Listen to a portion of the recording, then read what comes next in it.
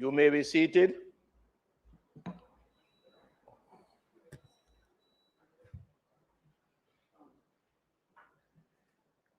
This honorable house now resume its sitting, and it is always the greatest pleasure and honor to welcome you all to this honorable House of Representatives, and trust that today's proceedings will proceed in its usual, productive, and cardinal manner.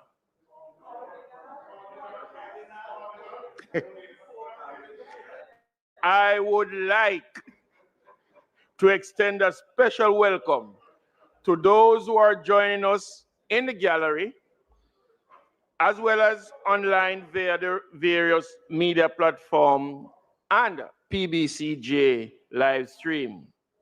Once again, we welcome you all. Call of the roll. Mrs. Holness, Mr. Bartlett, Dr. Holness, Dr. Chang, Mrs. Williams, Ms. Grange, Mr. Mackenzie, Mr. Chuck, Mr. Vaz, Dr. Tufton, Mrs. Malahoo Fort, Mr. Green, Mr. Charles Jr., Mr. Matthew Samuda, Mr. Morgan, Mrs. Cuthbert Flynn, Mr. Main, Mr. Davis, Mr. Terrelong, Mr. Hutchinson, Mr. Witter, Dr. Dunn, Mr. Brown, Dr. Brownberg, Dr. Charles, Mr. Chin,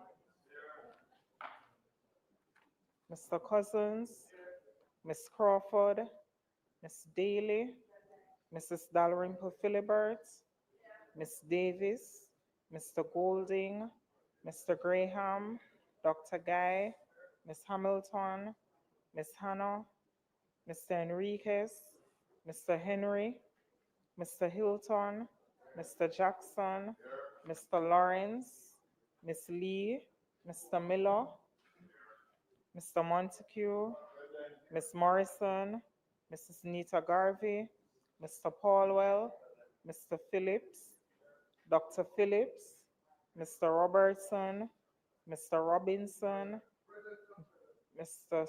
Carl Samuda, Mr. Shaw, Mr. Siblis, Mr. Slowly, Mr. Smith, Mrs. Vaz, Mr. Warmington, Dr. Wheatley, Mr. Williams, Mr. Wilson, and Mr. Wright. Thank you, Mr. Speaker. Statement by ministers. Mr. Speaker, I'd like to join you in welcoming members to this sitting today, and particularly to welcome members who have had support through the gallery, and the gallery is very fulsomely attending today, and we would want to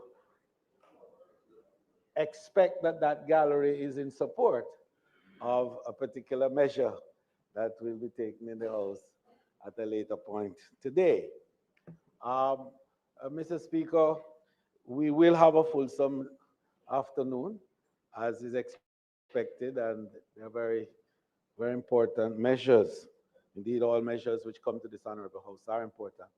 But today, I think, are one or two that will be very critical in terms of the way forward for us in a lot of ways, and in particular in terms of an act which has not happened, I think, in my lifetime, yours, and perhaps in every member in this honorable House's lifetime, the matter of an additional parish to this country.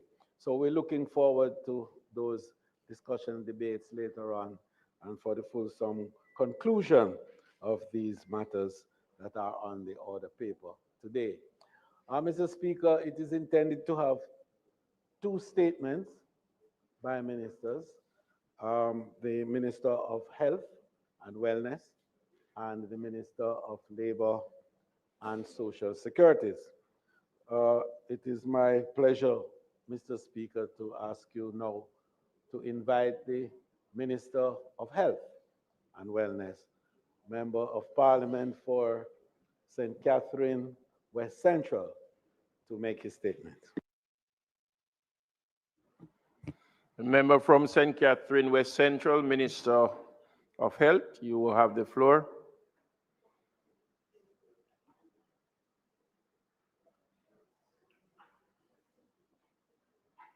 Thank you very much. Thank you very much, Mr. Speaker, and good afternoon to my colleagues.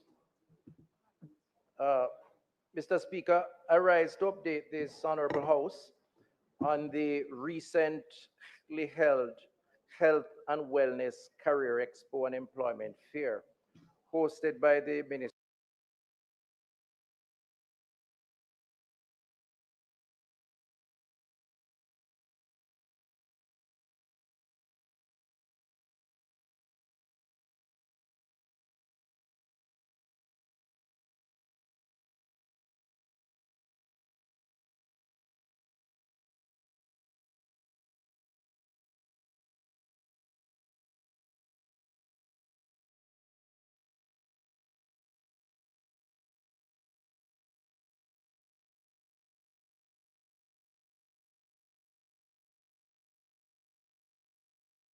of Health and Wellness in the public health interest,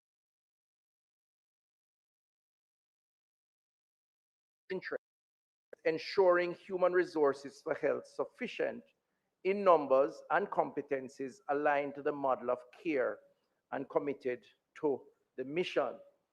And I want to make that clear, Mr. Speaker and colleagues, because there are those who describe this effort as a grand waste of time. And I want to just put it in context that there is a rationale and by extension, a justification for why this was necessary. Mr. Speaker, over the last 7 years, the issues affecting human resources for health have had a significant impact on health service delivery. And we have spoken about it over and over in this House and other places. These issues include, but is not limited to, the migration of staff from our health system, especially specialists in various areas that support health service delivery, and the inability of the health system to replace these skills adequately and effectively. Mr. Speaker, on average, just to give one example, some 500 nurses per year have left the public health system since 2018, including specialist nurses. And that's just one example. At the same time, the need for non-clinical specialist staff is a major concern in the health system. It is for this reason that the ministry has invested significantly in the training of medical physicists, biomedical engineers, health infrastructure specialists, and other specialists, an attempt at replacing those we have lost in a highly mobile health worker labor market. Still, Mr. Speaker, the retention levels for these officers are also very low, as they are in high demand internationally, as well as by the local private sector, who sometimes outbid the compensation package of the government to secure the trained skills identified. So, Mr. Speaker, it is against this background and as part of the implementation of the Human Resources for Health strategy that the Ministry of Health and Wellness hosted the Career Expo and the Employment Fair, targeting students at the end of their secondary education, community colleges, tertiary level education institutions who may wish and are curious about the various aspects of careers in health.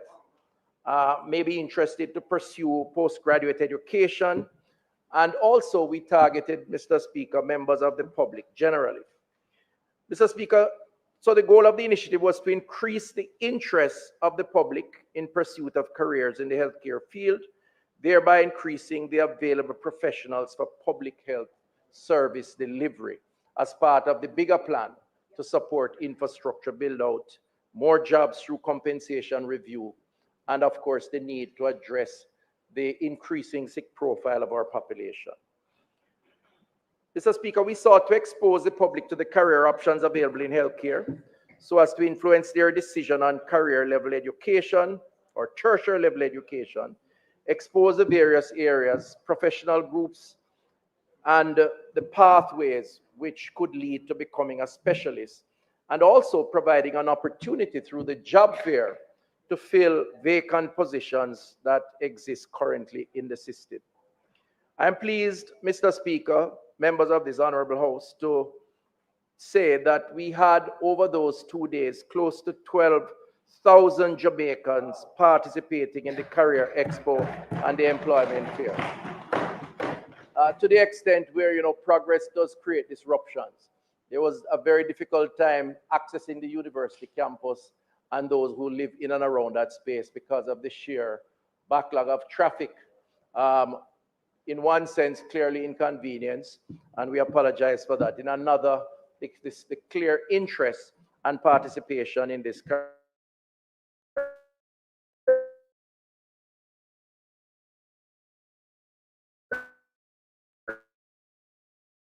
close to 8 visit displays, and there was a registration booth, so to the extent that persons registered and interacted with various healthcare professionals and associated partner exhibitions. Mr. Speaker, 97 schools, Wix, one platform, any website, unlimited creation. Describe your needs and goals, and AI will transform your tailored brief into a unique website that's ready to perform in minutes. Customize it. Shape your visitor's experience down to the finest detail. Monitor, measure, and manage all your website's activity from one place.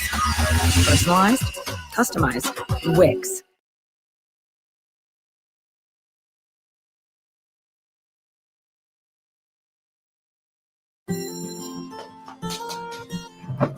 I need my stories. I need my glasses. My Abigail. I need her.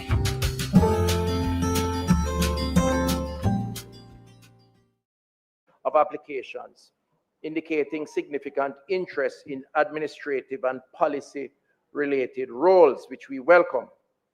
The National Council on Drug Abuse received some 24.7% of applications, highlighting a strong response to opportunities in mental health and addiction services, which may reflect a growing awareness of the importance of these areas. Mr. Speaker, the Western Regional Health Authority, Northeast Regional Health Authority, and Southern Regional Health Authorities had much smaller shares with 2.1, 1.3, and 2.3% representation, respectively. Persons who came in had to indicate exactly where they were coming from, which parish, and by extension were grouped into the respective regions.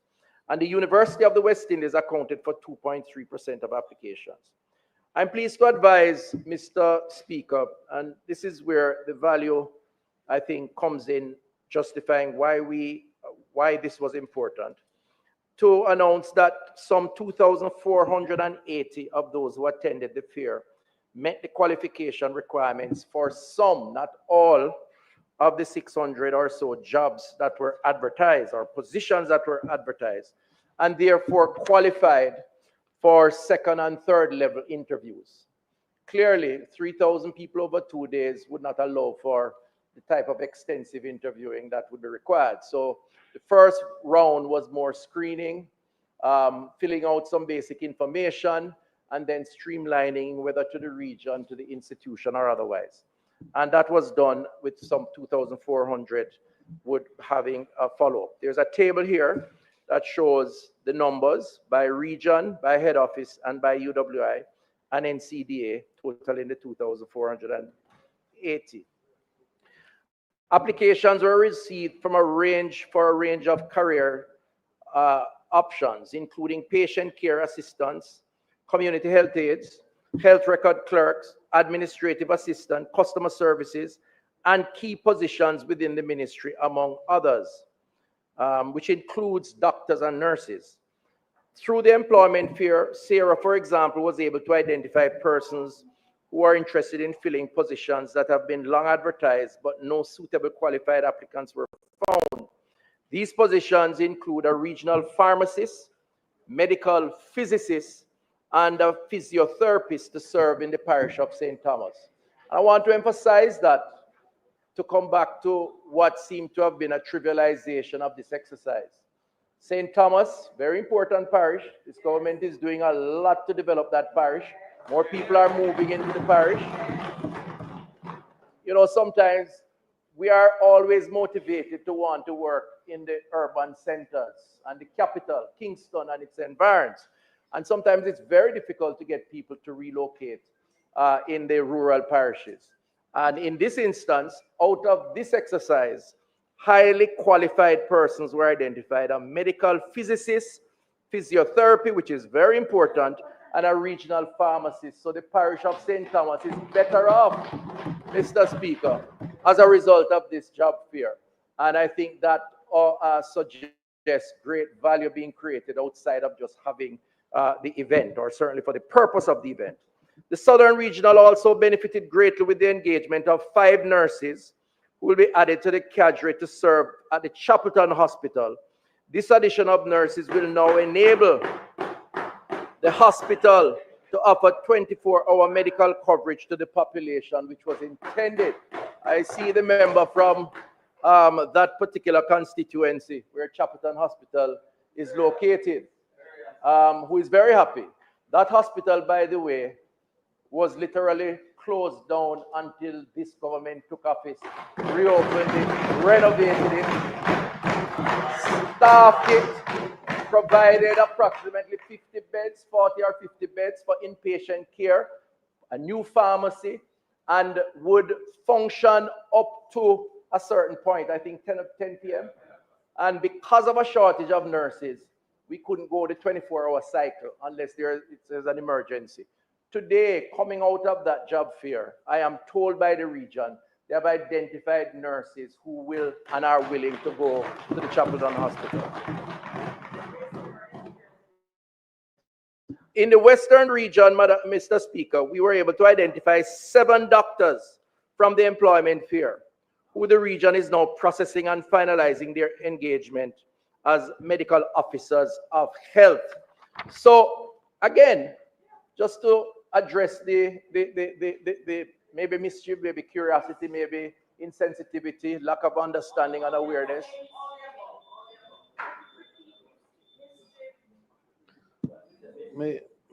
Mr. Speaker, it's amazing how time flies when excellent statements are being made. So, how much time?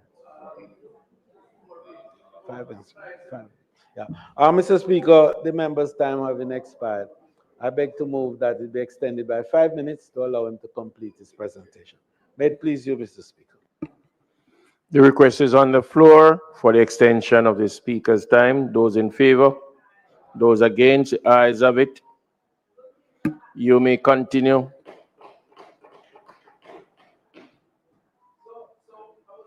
Mike. Thank you, Mr. Speaker. I was saying to this honorable House, and I say so with the greatest amount of respect for all the comments that have been made, even when I don't agree with those comments, that the purpose of the exercise and certainly the job fair was to fill positions or certainly offer opportunities to locals. And as has been outlined here, and this is just an example that I've pulled, it wasn't just about those who are least qualified. Even though every job is important, we were able to attract persons in much higher qualification categories. And as a result, the health system and in those areas are better off for it. Here, just by justifying what we have done. I hasten to add that our work is not complete, however, Mr. Speaker. The team at the ministry, along with the regional health authorities and our departments, will be completing the recruitment process for the advertised jobs and analyzing surveys from schools that attend the expo. This is to ascertain the further usefulness of the expo experience and support future interventions as we seek to galvanize human resources for health. Mr. Speaker, the ministry will also establish a database of job seekers to facilitate continued recruitment and workforce planning, and explore the feasibility of hosting annual or biannual career expos to sustain workforce development efforts. We have to try new things, Mr. Speaker, and some things that have been tried in the past, not done, to address the issue of human resource, and that's what we're doing in this instance. Finally, Mr. Speaker, I wish to also advise this Honorable House that the Career Expo and Employment Fair coincided with the visit of Dr. Teodora Herbosa, the Secretary of Health for the Republic of the Philippines. His visit, at my invitation, supported of course by the Cabinet and Government of Jamaica, yielded a memorandum of understanding between our two countries that provides for faculty exchanges, as well as specialist training and knowledge and experience sharing the areas of biotechnology, epidemiology, and healthcare management, among other things. Let me remind members of the public and this Honorable House that all initiatives coming out of the Ministry of Health and Wellness is guided again by that strategic plan. So that visit was successful. The Minister of Health, or the Secretary of Health of the Philippines, had a good trip. We signed this MOU, and follow-up discussions are taking place through a joint technical working group where we can share in cross-faculty training, which is a bottleneck for us to train more people, and also clinical rotation, particularly in the areas where we have a shortage. And so I would say that that was a highly successful visit, and other visits are scheduled in the future. I want to take the opportunity finally to congratulate the team at the ministry and our regional health authorities, departments, and agencies on their steadfast commitment to this plan. This is part of a grander plan. It's linked to the Barwin Scholarship, which offered some 600 scholarships last year. We'll offer 500 million worth of scholarship this year for the next 4 years. It's linked to the expansion of permanent posts, the expansion of new hospital infrastructure, and of course, the people now to man that, which includes training, expansion, and collaboration between Jamaica and other jurisdictions like the Philippines. Of course, targeting in the first instance our local workers. Thank you, Mr. Speaker. Thank you, colleagues.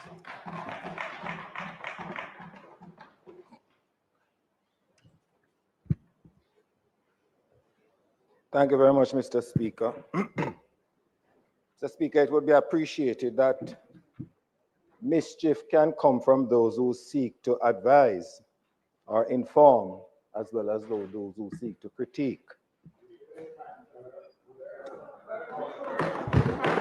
West Kingston. Thank you very much for the statement, Minister. We do recognize that, yes, we have a significant shortage of healthcare professionals in the country.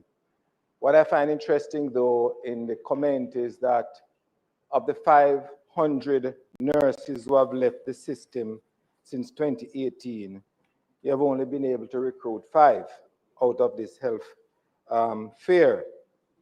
And secondly, back to numbers, because I know you're a minister who speaks about knowing your numbers. You had 12,000 persons who visited the health fair, but you said from our account close to 8,000 students and other members of the public visited the displays. Where are the other 4,000 and who are they? Aren't they members of the public too? That's one question. Minister, you mentioned about the number of doctors that the Western Regional Health Authority got. I think it was 8 doctors who were recruited on that particular day, 7. Can you give an idea as to the total number of medical officers at whatever level of the system that exists across the entire regional health authorities in the country? And that would give us a better idea as to how effective your health fair was in one category of healthcare workers. 1, the nurses, 2, the doctors.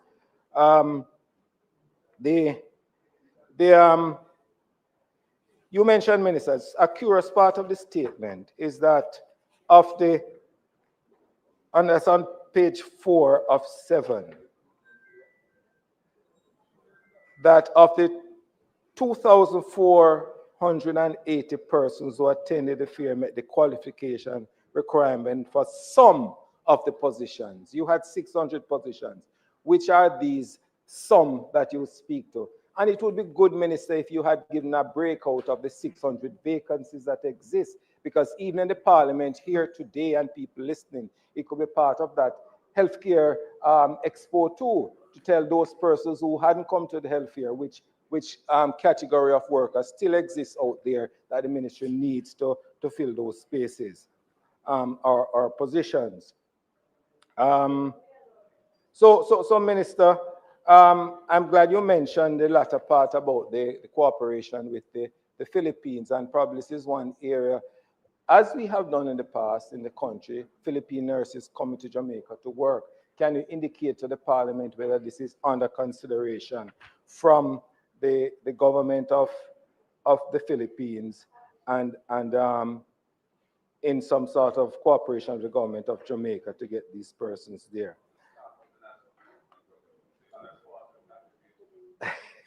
Interesting, yes. The staff of the National Council on Drug Abuse. You had 612 applicants, and this is part of that 600 that you're trying to fill. How many vacancies you have at the National Council for Drug Abuse? Applicants, yes.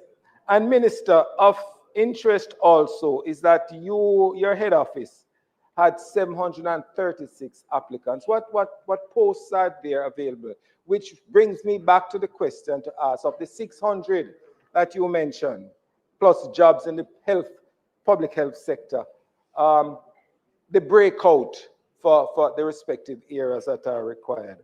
And one final question, Minister. Yes, you said that people potentially, or some people are hell-bent on creating mischief. But the question I want to ask, these jobs that were advertised for the health fair, separate and apart from those that you will require for the increased establishment with the build-out, have they been previously advertised in the media? Because very often we see these jobs advertised. Are there any take-up for these jobs? I know you mentioned the medical physicist and the physiotherapist for St. Thomas, but of the others.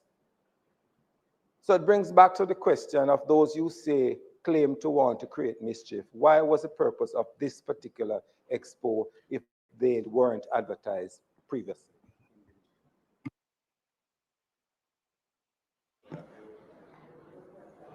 Thank you very much, Mr. Speaker. With your permission, thank you, colleague. Always appreciate your questions. The first question, I'm failing to understand the logic of the first question, because you're equating, and I say so respectfully, you're equating the, let me, all right, I'll give you that. Maybe it's my lack of understanding, and I'm sure you will clarify if necessary. But no, but you can't. I would suggest that you don't equate the 500 nurses we lost over the last number of years with our attempt to recruit back those nurses, because clearly that doesn't make logical sense. In other words, I suspect.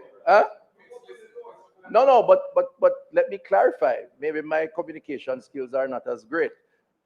The fact is that we are not seeking to establish a relationship unless it is possible and probable. And in this case, I suspect this particular mechanism, this vehicle of a job fair, would not be practical if it were targeting the people who have already migrated and probably live in UK, Philadelphia, New York. So we weren't trying to get them to come to Jamaica to be recruited. Okay, so the nurses that I gave, the 5 nurses reach Upton, is one example, because I'm allowed a time constraint, just to show the value. I could get that information. So I don't think the two equates. And just to be clear, the objective was not to try to recruit those who have already migrated, even though we want them back as many as possible. The other question about the numbers. So the 8,000 is separate from the 3,000 approximately who went to the job fair. But we did promote among the job fair people to take a walk over to the, so once you put it together, it's approximate, but it's certainly up there. The issue around we're not qualified, the positions, I mean, that's a detail we can get in terms of what positions, but the fact that 2,400 applied, and this should answer a lot of the questions, you could have 30 people applying for one post. So where you see the National Council on Drug Abuse having, as the member in his sort of voucher remarks said, 25% of the staff complement being applying for posts for the National Council. It was, yeah. No, but his comment, I know it was in my statement, but he never rose officially. You were on your feet. And what I'm saying is that you can have a case where, and you did have those cases where multiple applicants went for one particular job. As you would appreciate, we did not limit the numbers. So it's a matter now of filtering that and finding the most suitable applicants. So it could mean that the National Council on Drug Abuse may just offer 5 positions for the 60-odd people because there are multiple applicants. The issue around, well, I believe you missed it, but there was a 7 or 8 page ad in the 2 Sunday papers a few weeks back, or a week or so before the expo, listing all the job openings by institution, by region, and even by the ministry or the council. So anyone who bought the paper that weekend, and we did promote it, they would have seen all the positions that were advertised.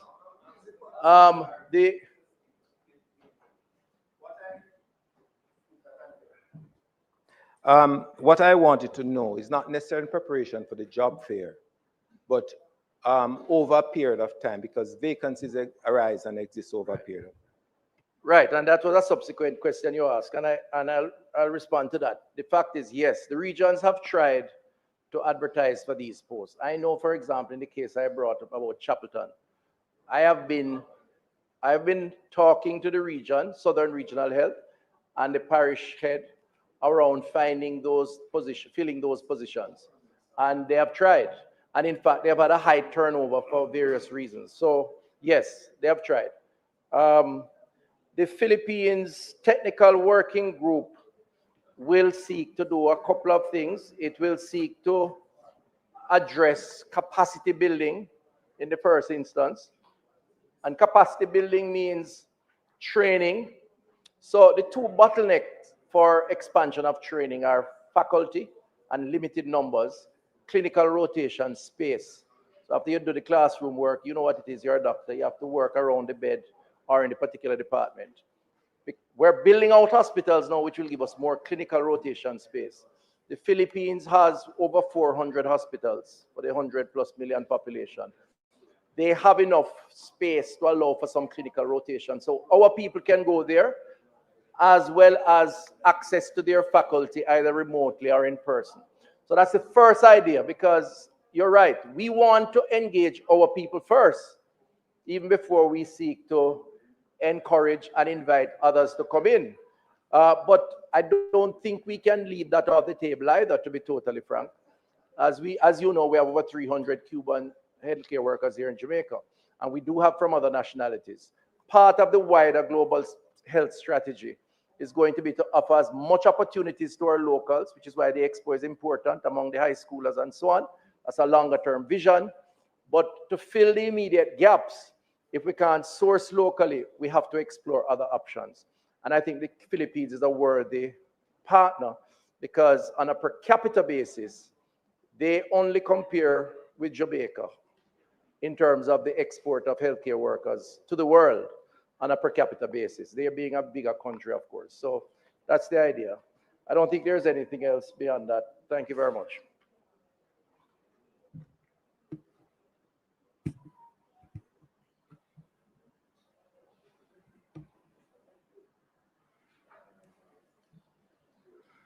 Minister Purnell Charles.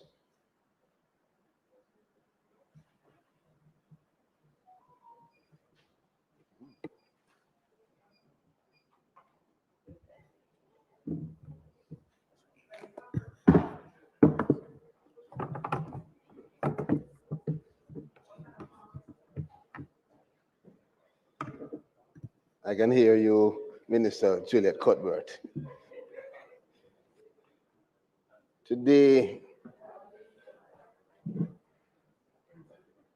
yes, the copies have been distributed.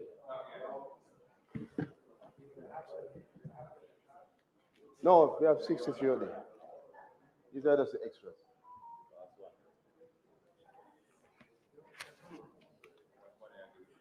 Give them out already. Can you distribute the copies, please? Not today. Let me just be clear, Mr. Speaker. Today we're discussing persons with disabilities, not farm work.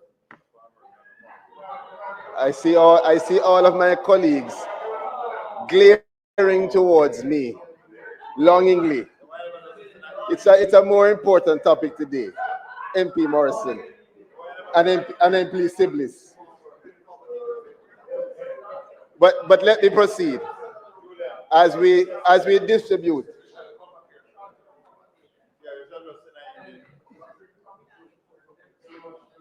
Mr. Speaker, this week we can I proceed, Mr. Speaker? Yes. Mr. Speaker, this week our country will proudly commemorate the 3rd anniversary of the date when the Disabilities Act came into effect. That was February 14th. It came into effect February 14th, 2022, after a long gestation from 2014. This landmark legislation, Mr. Speaker, colleagues, provides a comprehensive framework for the protection of the rights of persons with disabilities in our country. The primary objective of this act include promoting the individual dignity, the freedom of choice, and the independence of persons with disabilities, ensuring that we are preventing discrimination based on disability, that we're fostering respect for the differences that they may have as integral members of our diverse population, and ensuring full and equal participation in all aspects of national life. That includes access to education, employment, healthcare, housing, transportation, and participation in political and public life. Now, these rights, Mr. Speaker, align with Jamaica's commitment to the United Nations Convention on the Rights of Persons with Disabilities, of which Jamaica was proudly the first signatory on March 30, 2007. Mr. Speaker, the JCPD, the Jamaica Council for Persons with Disabilities, which came out of the Act as a body corporate, has played a very critical role in advising the government and the disability sector, advocating for the rights of persons with disabilities, maintaining a confidential register, which is important, raising public awareness, conducting research, monitoring, implementation, and providing legal assistance to ensure that the rights of persons with disabilities are upheld. And I want to take the time to acknowledge not only the officers from the Ministry of Labor and Social Security, but I want to acknowledge my Minister of State, Dr. the Honorable Norman Dunn, or is it Honorable Dr. Norman Dunn, who has done a lot of work in this area, as well as the Executive Director of the JCPD, Dr. Hendricks, and her team. Now, since the implementation of the Act, Mr. Speaker, we have made notable progress in several areas, including education, employment, and accessibility. I want to just talk about a few. It is important for us to inform the public. So as we discuss the anniversary date, we are informed as to the status of our nation. In education, we have improved access to quality education for children with disabilities. You would have known, Mr. Speaker, of the Early Stimulation Program that facilitates children under 6 years old. We also have supported and strengthened the special education units within mainstream schools and provided support services and accommodations. In employment and economic empowerment, we have advanced initiatives promoting inclusive hiring practices and vocational training programs in collaboration with with entities like the Heart NSTA Trust, all with a view to reducing and eliminating, if we can, discrimination in employment on the basis of disability. This is an important issue because when we speak to persons with disabilities, this is one of the areas that they highlight as significant challenges, Mr. Speaker, colleagues. So to combat this, the Ministry and the JCPD, we provide grants for persons with disabilities to support their economic activities. We also have tried over the last year to expand beyond just grants to a very deliberate approach to inclusivity. And you would know, Mr. Speaker, that we came to this parliament and spoke about the integration in a strategic and deliberate way of persons with disabilities in our overseas employment program. We have two young ladies who came out of the Abilities Foundation agricultural program and two men who are now doing very well in Canada and more to come. In terms of accessibility, Mr. Speaker, we have partnered with the Bureau of Standards to adapt the accessibility checklist, which we did also indicate to Parliament sometime last year, designed as a convenient source, a simple guideline for identifying architectural, structural, and communication barriers. This checklist is to be used by all so that when you are building, whether it is a school, a church, a home, a parliament, you'll be able to have that support in knowing what to do. So this tool is utilized and should be utilized to promote higher standards of physical and operational accessibility. It's not just about the infrastructure, Mr. Speaker, it's also about how we communicate and how we operate. The Act established the JCPD as a body corporate. It also created, very importantly, Mr. Speaker and colleagues, the Disabilities Rights Tribunal. And this tribunal is a critical feature and perhaps one of the greatest achievements since the Act has come into effect. It provides a formal mechanism whereby persons, whether it is that you are a person with disability or someone taking care of a person with disability, where you can address complaints of discrimination, ensuring that persons with disabilities have a pathway for redress whenever they feel their rights are violated. And to access this service, Mr. Speaker, you need only to submit your formal complaint to the JCPD. The JCPD also recognizes that there may be difficulties for some persons in submitting, and so there's an actual template that can be filled out to assist in the process of accessing the Disabilities Rights Tribunal. Thereafter, once you submit, the JCPD carries out an investigation, speaks to the person who has made the complaint and also to the respondent, and determines whether the case is fit for alternative dispute resolution, whether it is mediation or otherwise, or whether it should be sent to the dispute resolution for or the Disabilities Rights Tribunal. To date, we can note that we have had 55 cases received by the tribunal, 29 of which have been investigated and resolved. 8 have been closed. Well, not received by the tribunal, received as submitted. 8 have been closed, and 8 have been referred to the Disabilities Rights Tribunal. 1 has been referred to the Disputes Resolution Foundation, and 9 are currently under assessment to determine the next steps. So the establishment of this tribunal is a massive win for Jamaica. It distinguishes us regionally, and it really carries us to the international standards.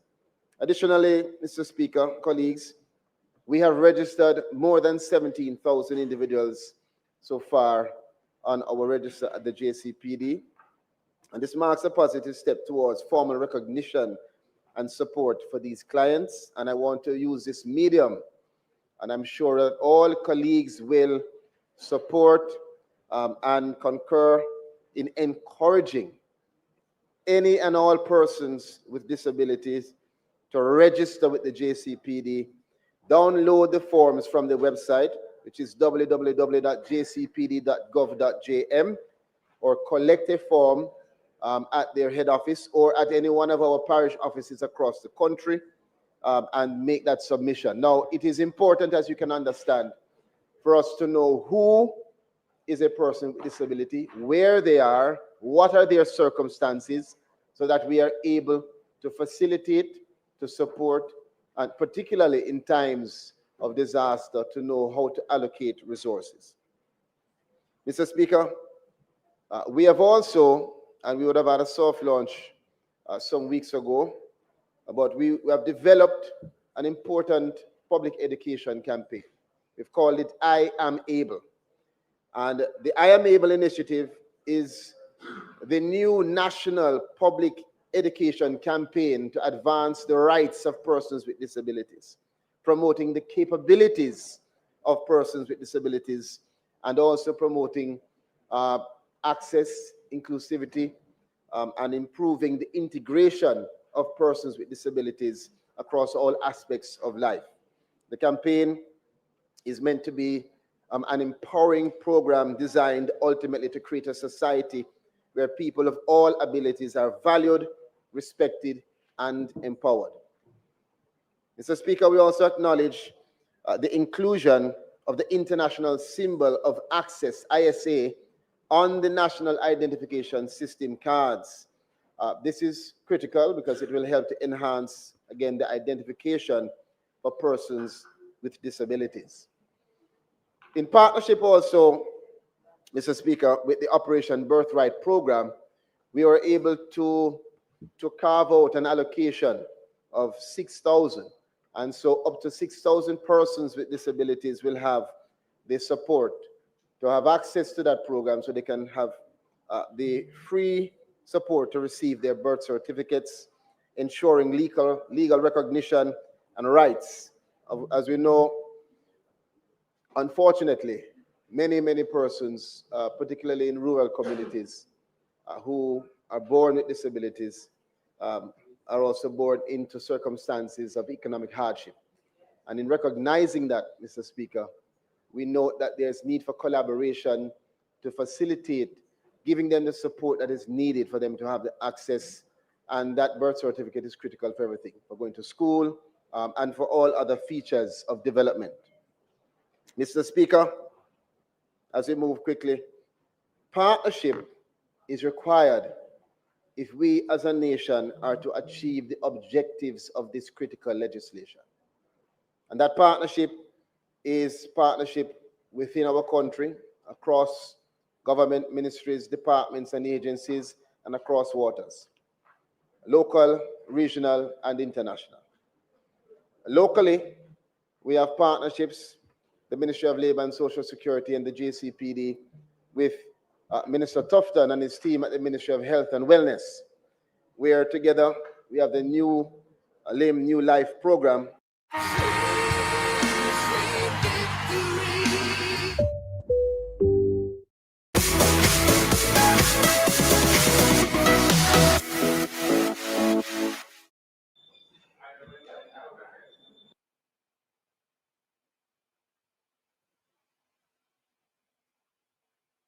Yes.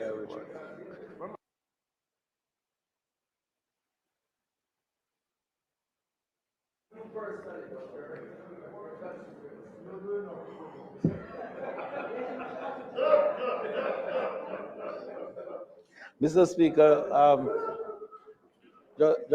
just by way of perhaps a obiter here, I think we need to can that laughter. It could have value somewhere else, that laughter. Mr. Speaker, the members' time having expired, I beg to move that it be extended by 5 minutes initially to allow for the completion of his presentation. May it please you, Mr. Speaker. The request is on the floor. Those in favor? Those against? Ayes have it. You may continue. Mike. Thank you, Mr. Speaker. As we were saying, so we have these partnerships, one with the Ministry of Health and Wellness to support the provision of prosthesis to many of the persons across the country who need it the most.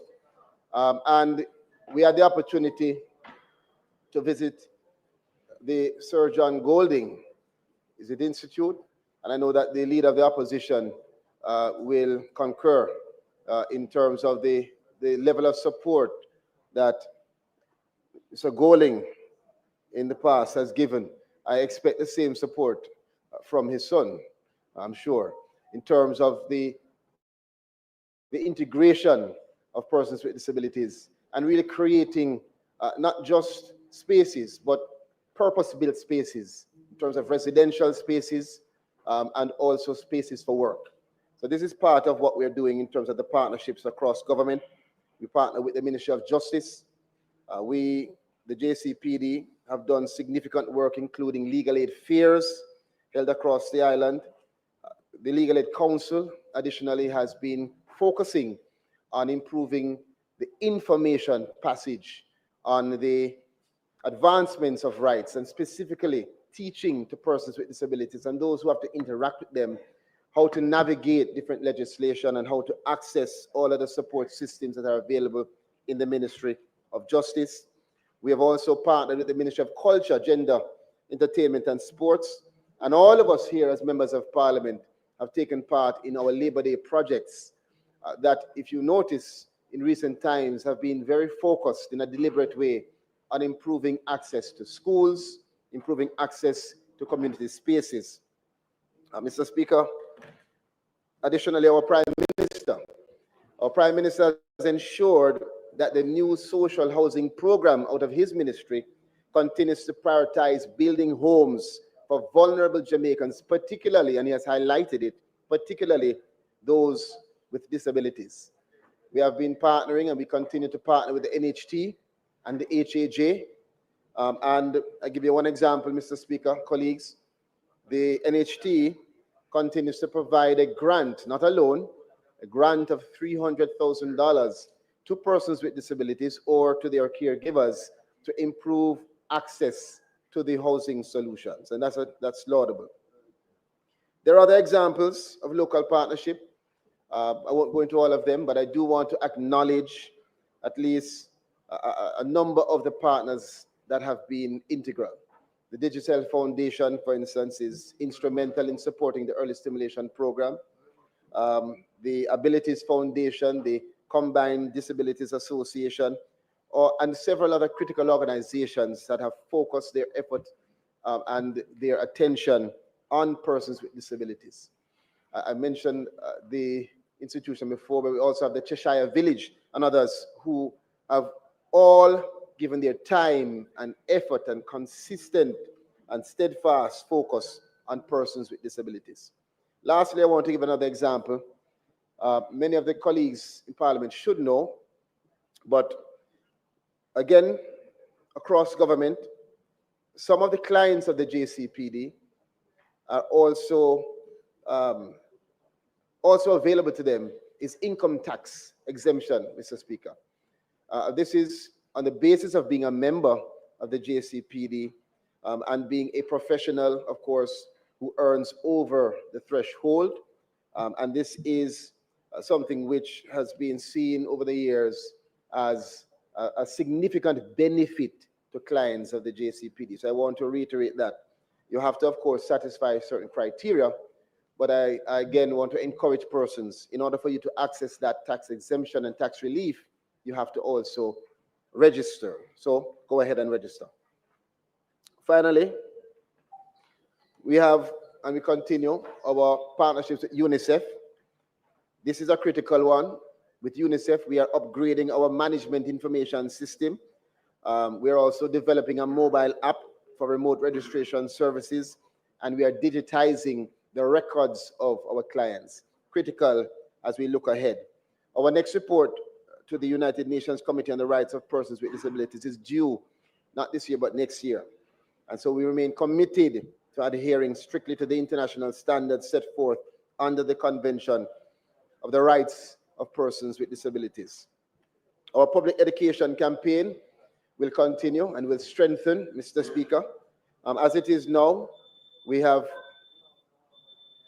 over 13,000 people participating in our education campaign focused on the disabilities issues, and we will hope and we want to encourage, we want to invite parliamentarians to join in that effort, boosting our efforts through social media, allowing us to reach a broader and expanded audience and furthering the rights and inclusion of persons with disabilities on a national scale. Just to wind down, Mr. Speaker, there are a number of concerns that have been raised from the community of persons with disabilities. Most of these are addressed through the programs that we have developed. However, we know that there's a lot of room for improvement and a far way to go. We want to acknowledge that. For us to do so, we also acknowledge that we are now, Mr. Speaker, this year up for review of the legislation. And so we are advancing the necessary steps to make sure that we have all the tools necessary to improve access, improve inclusivity, but also to fulfill the obligation of reviewing this critical legislation. We want to invite all Jamaicans to join in the commitment of advancing the rights of persons with disabilities, and we encourage them as we move forward to be educated and to give their recommendations. Mr. Speaker, let us all work together to ensure that persons with disabilities can lead independent, fulfilling lives, contributing fully to our society and to the nation-building process. I thank you.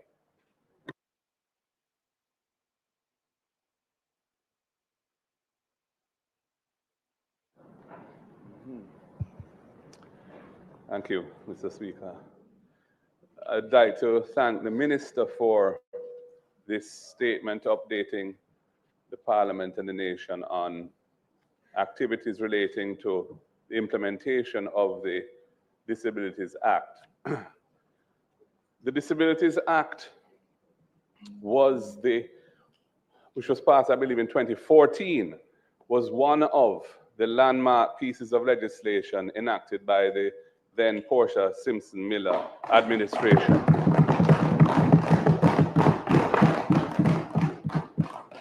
And it was consistent with the fact that under the administration of P.J. Patterson, the most Honorable P.J. Patterson, Jamaica was the first, I believe, certainly in this hemisphere, country to sign on to the UN Convention for the Rights of Persons with Disabilities.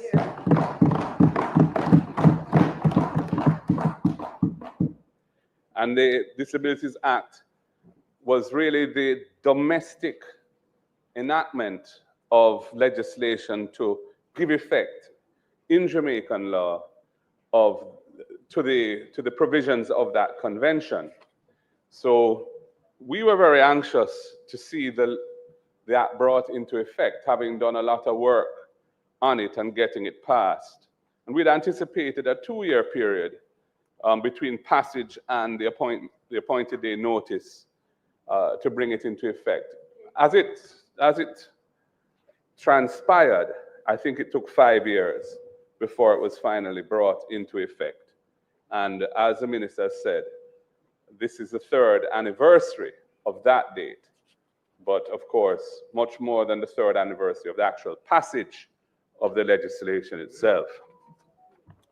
Mr. Speaker, there are some issues which arise from the presentation. And, you know, this is a wide-ranging subject because being a person with a disability, depending on the nature of that disability, it can impact your life in virtually every sphere. So there's a lot to be done to realize the potential of the Act in adjusting society to provide a more accessible system for persons with disabilities. So, for example, Mr. Speaker, in the area of transportation, you know, we know that that's a big issue for persons with disabilities, especially persons with physical disabilities. And, you know, the fact of the matter is that the proportion of buses in Jamaica that are configured to be accessible to persons with disabilities is still far too small. It is a relatively small percentage of the overall fleet. I don't have the precise percentage, but I know that in 2023, of 50 buses that were configured, that were introduced into the system, 5 were designated for the disabled community. And in August 2024, I think it was 10 buses that were equipped with ramps for the disabled community. So I believe at this time it's around 18, and maybe stand to be corrected, 18 buses that are specifically configured for persons with disabilities. Now, when you take into account that the estimate, the WHO's estimate of the worldwide population that has a disability of one form or another is 16% of the world's population. And I believe in Jamaica, the estimate ranges from 10% to 15%. Now, if our population is close to 3 million people, then we have a disabled population or population of persons who have some form of disability, somewhere between 300,000 to 450 to 500,000 people. Now, given that fact, we have a long way to go in terms of registration, because at 17,130, clearly we're just scratching the surface. And I know that benefits flow from being registered. And so we want to encourage persons to get registered. I have a friend, for example, who had enjoyed income tax relief for most of his life. He was actually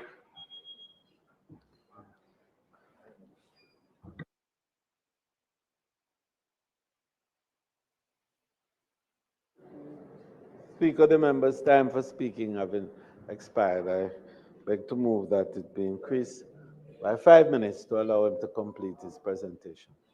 And in the generality of the comment, Mr. Speaker, I think it's always useful to, particularly on the side of ministers, to stick as closely as we can to the script that we have provided for the members of the House, so we can follow the presentations that are made. And I think if we are able to do that, we would be far more faithful to the time that is allotted by the order paper. May it please you, Mr. Speaker. The request is on the floor. Those in favor? Those against? Ayes have it. Thank you, House Leader. The issues that arise from the statement, I'd be interested to know, you mentioned special education units within the mainstream schools. I'd like to know how many mainstream schools currently have these special education units in them. In terms of access to buildings, this parliament is notoriously inaccessible to persons with disabilities. When we were in government last, I had worked with Senator Floyd Morris and the university, a university in Canada, and UTEC and the UDC to come up with a plan to make this building more accessible for persons with disabilities. And that plan was presented, but it has not been acted on. And I think this is something that symbolically we ought to try, and even if the plan is to build a massive complex elsewhere, until that happens, we should make this building accessible. The elevator at the Santa Cruz courthouse, we put in an elevator at the Santa Cruz courthouse to enable persons with disabilities to reach the upper level where the courtroom is. I gather that elevator is not functioning.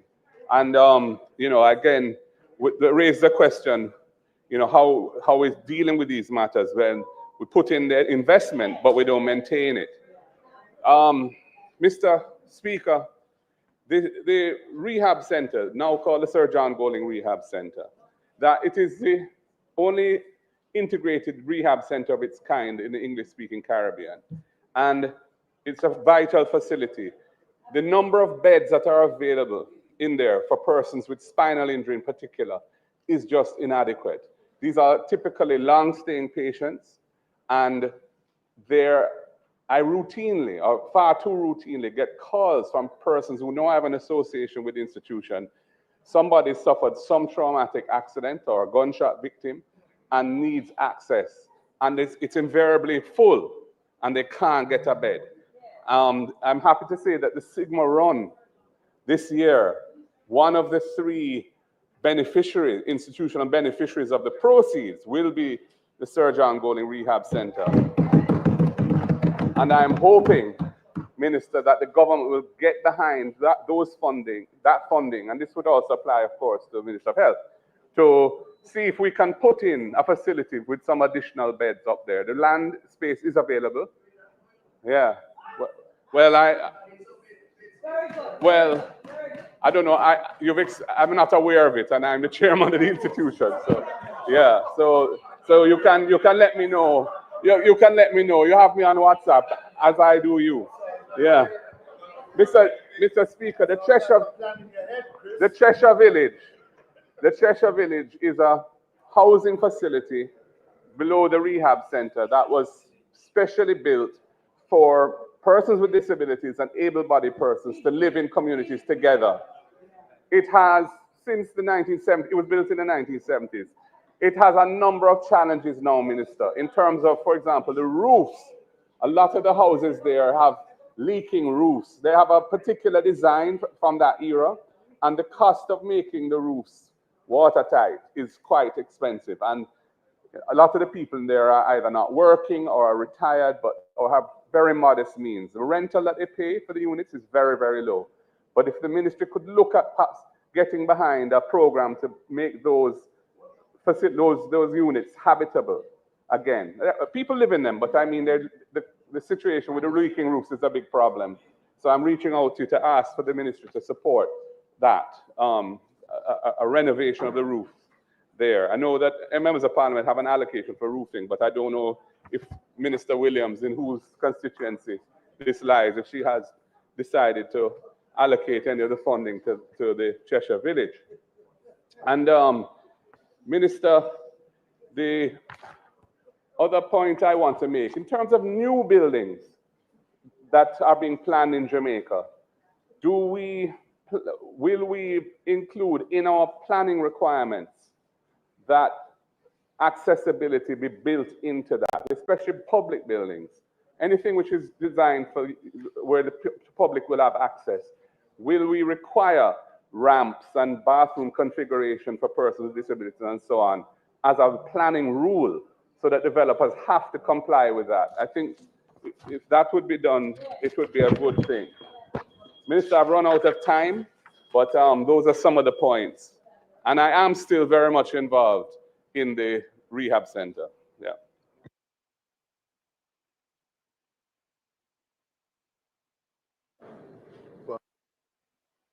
Make him answer. Another question?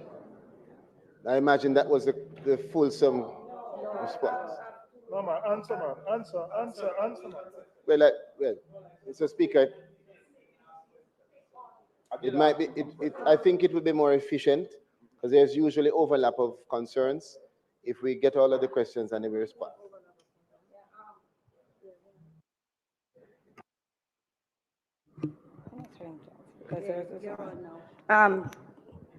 Thank you very much, Mr. Speaker.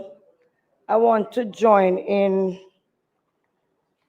thanking the Minister for the presentation, and also to state that we believe much more can be done, but I believe it's a step in the right direction. Minister, Section 48 in the Act states that there should be a joint select committee to redo their reviews. Joint select with the upper and the lower house. Can you say whether or not you have started the process? And can you say whether or not this Friday coming will be the latest for you to start that review? Thank you very much.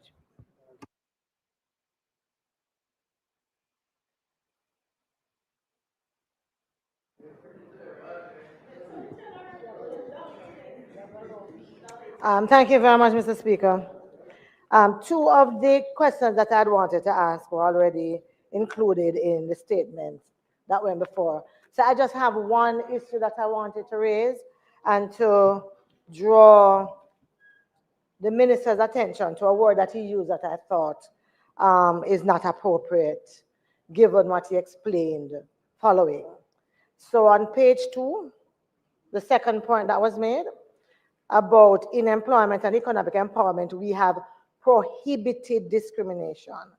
What you have outlined as having done, laudable though it is, cannot prohibit. And therefore, I think, and I really believe that when we do documents like these, yeah, reduce. But it's important to be accurate.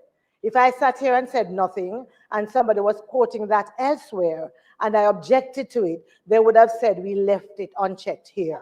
And so it is my responsibility to bring it here. Minister.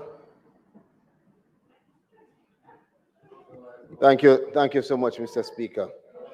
I want to thank all members for their questions and comments.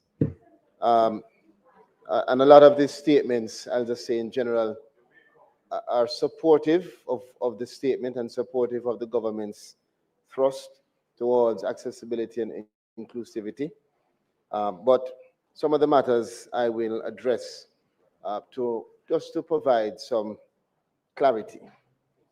In relation, firstly, as it relates to prohibiting, there's no difficulty in the understanding that what we should be doing is reducing with a view to prohibiting.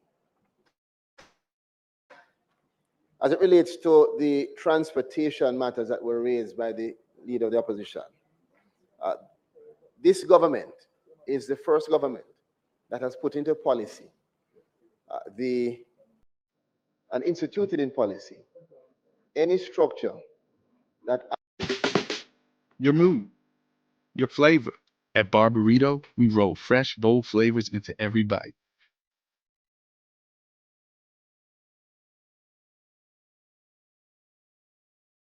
Made just the way you like it.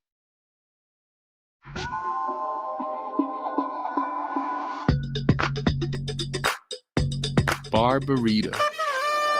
Food for every mood.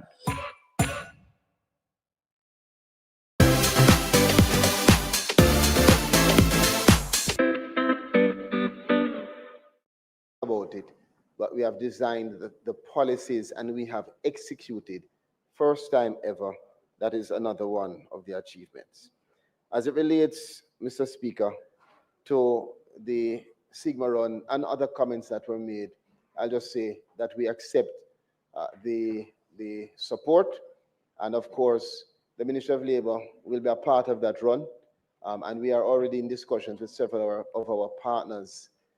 Beyond just a Sigma Run, we have actually developed, and we will come to the Parliament at a later date with it, a program designed just to boost partnerships internationally, locally, regionally, to focus projects in a purposeful way on persons with disabilities, senior citizens, and vulnerable families. So this is something that we are already advancing, and we welcome the support.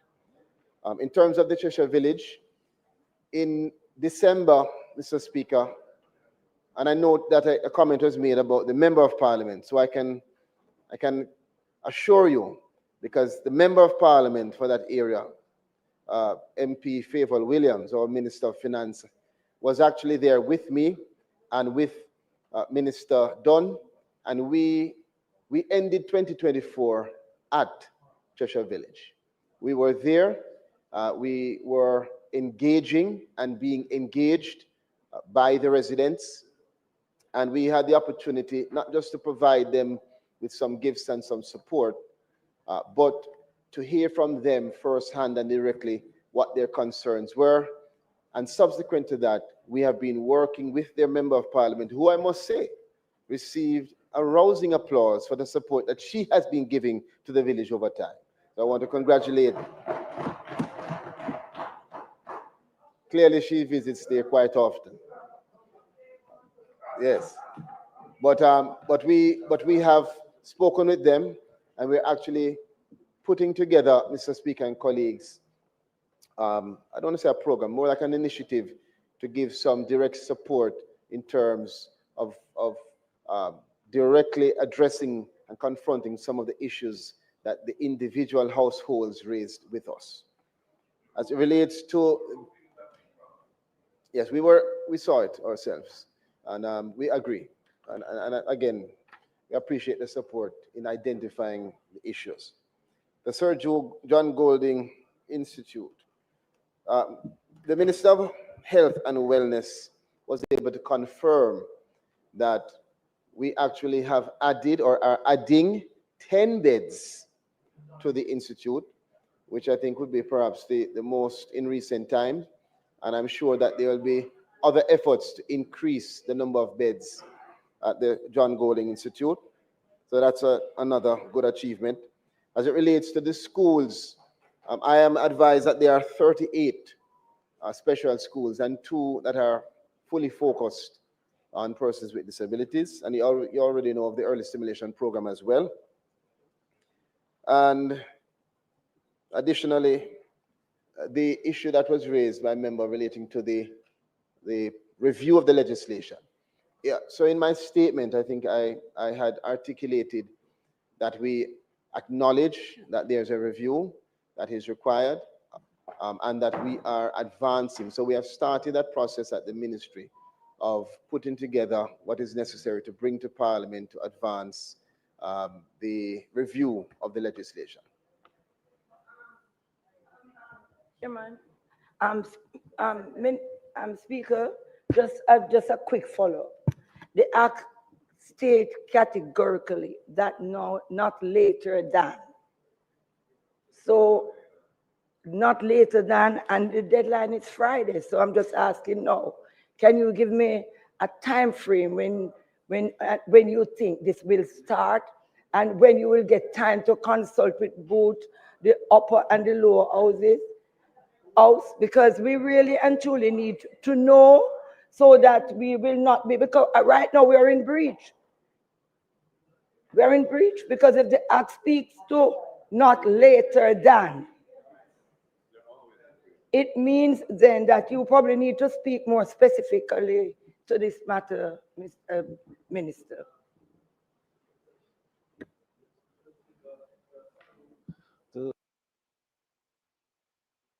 Mike.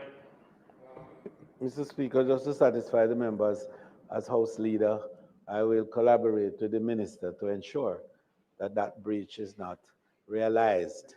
And certainly by Thursday, I will rectify that situation.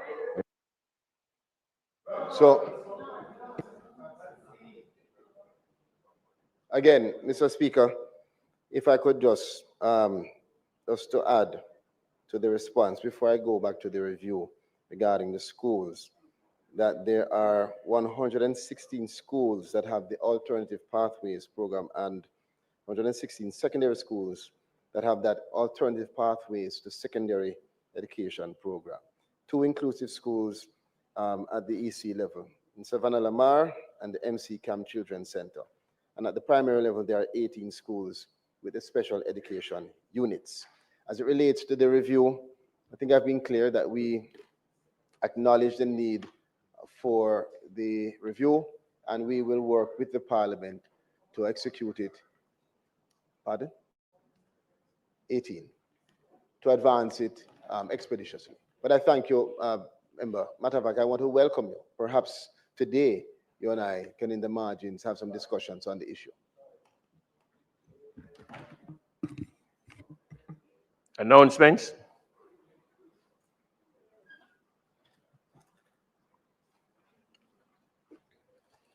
Laid on the table of the House are the following. Report on the deliberations of the Joint Select Committee to consider and report on the Insolvency Act 2014. Report on the deliberations of the Joint Select Committee appointed to consider and report on the bill shortly entitled the Jamaica Teaching Council Act 2022. Annual report and audited financial statements of the Jamaica Cultural Development Commission for the financial year 2015-2016, and finally, the annual report of the Office of the Public Defender for the year 2022. Thank you, Mr. Speaker. Bills brought from the Senate, petitions, papers, report from committees. Mr. Speaker, I beg to lay on the table of the House a copy of the report on the deliberations of the Joint Select Committee appointed to consider and report on the bill shortly entitled the Jamaica Teaching Council Act 2022.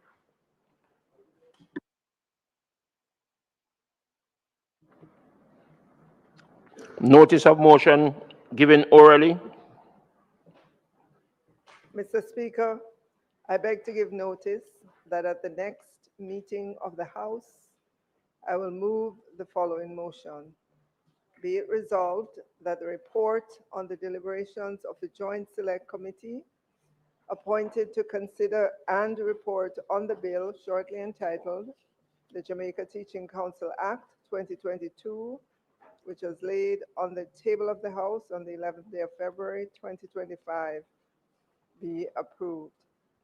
Mr. Speaker, I also beg to give notice that at the next meeting of the House, I will move to introduce and have read a first time the following bills shortly entitled the Tax Administration Jamaica Amendment Act 2025, the Public Procurement Amendment Act 2025, the Bretton Woods Agreements Amendment Act 2025.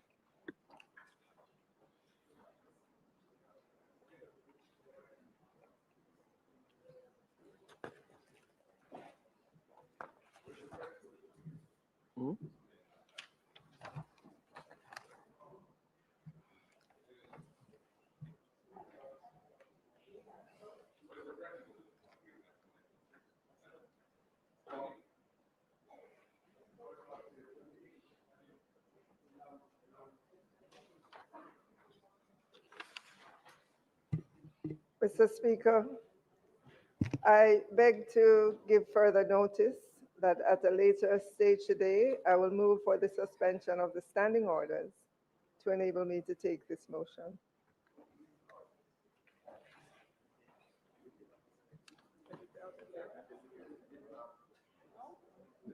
Mr. Speaker, I'm just trying.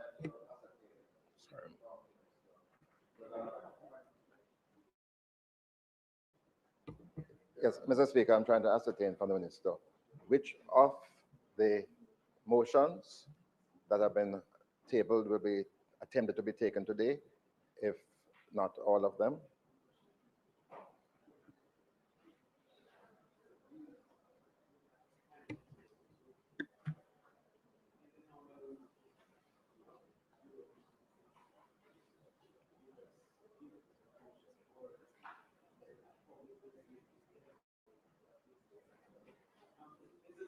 Just for good order, I think the leader of the House on the other side appreciates that normally at this point, motions given orally, the intention is just made by the member. But at a later point, the leader of the House will then indicate what matters are going to be taken on public business.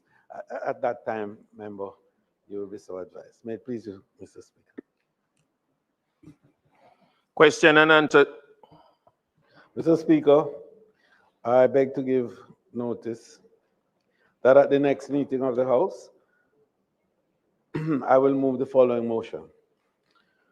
Be it resolved with reference to the sessional select, joint select, and select committees, which are appointed in current session of the House, and where these committees have not completed their deliberations, that in the new session of the Parliament, this Honorable House be empowered to enable these committees to proceed with the issues referred to them from the stage reached before prorogation.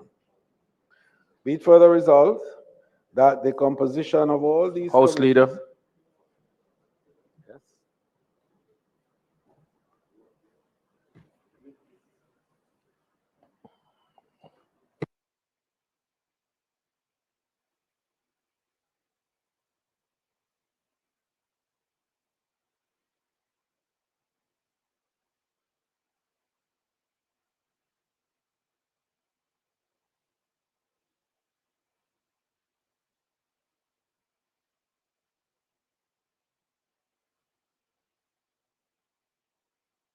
Mr.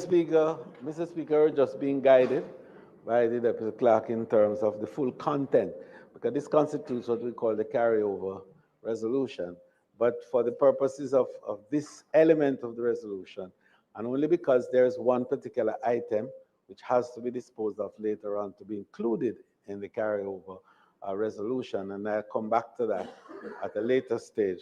I'm just seeking now for matters relating to select committees of the House, joint select committees, and select committees, as well as sessional committees, just in relation to the work of those committees.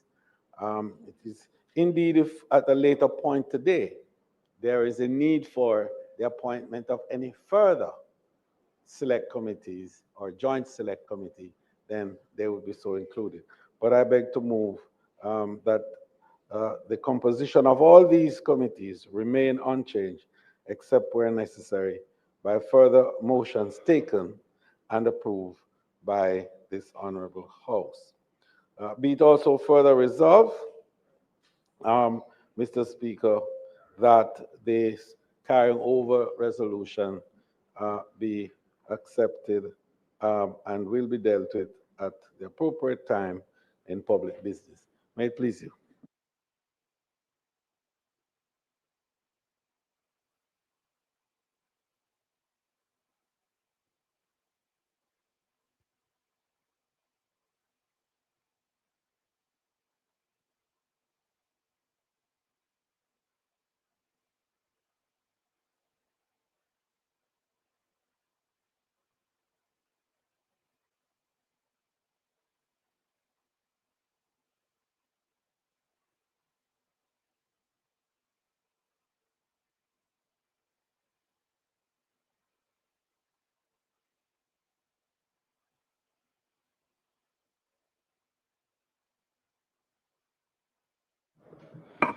Just be guided that for the purpose of good order, that we will continue with the agenda and then come back to the carryover. All right? Question and answers to questions.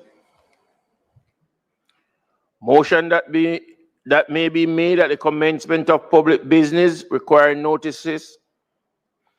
Motions relating to the sitting of the House. Motion for leave to introduce bills. Presentation of bills without leave of the House first obtained. Mr. Speaker, I now move for the suspension of the standing orders to enable me to take the first reading of the bills shortly entitled the Tax Administration Jamaica Amendment Act 2025, the Public Procurement Amendment Act 2025, the Bretton Woods Agreement Amendment Act 2025. Mr. Speaker, the bill relating to the Bretton Woods Agreement has not been tabled, and all the others are in long form that are inappropriate for a debate to ensue. So I don't think they should be tabled at all until. The House Leader. Mr. Speaker, again, Mr. Speaker, again for good order. Just to indicate to the opposition House Leader that the format for tabling is in order in the long form. For debating, on the other hand, the short form is required. And it is not intended to debate those measures that have been tabled in the long order today. So that at a later point today, Mr. Speaker, as soon as the printing office has completed a particular one, I think particularly the Minister, the Procurement Act, that one is being done in the short order as we speak and should be ready for the House for a later point. And at that point, we will be able to. No, but in all fairness, that opportunity will come at a later point today, if we so Exactly. But the leader of the House, the leader of the opposition business, and I will have further discussions on that to enable that. But for good order, the minister is in line to present the bills in the long order for tabling, but not for debate. May it please you, Mr. Speaker. Members, the question is that the standing order be suspended to allow the minister to take the first reading of the bill mentioned. Those in favor? Those against? The ayes have it. Minister. Mr. Speaker, I now move that a bill shortly entitled the Tax Administration Jamaica Amendment Act 2025 be read a first time. A bill shortly entitled the Tax Administration Jamaica Amendment Act 2025 read a first time. Mr. Speaker, I now move that a bill shortly entitled the Public Procurement Amendment Act 2025 be read a first time. An act shortly entitled the Public Procurement Amendment Act 2025 read a first time. Mr. Speaker, I now move that a bill shortly entitled the Bretton Woods Agreements Amendment Act 2025 be read a first time.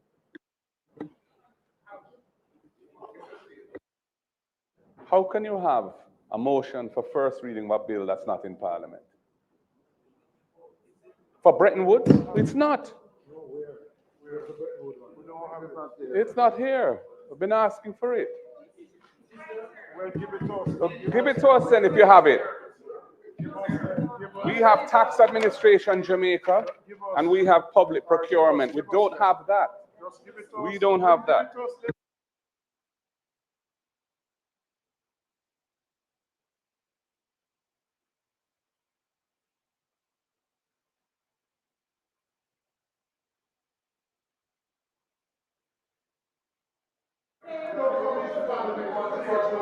Mr. Speaker, members,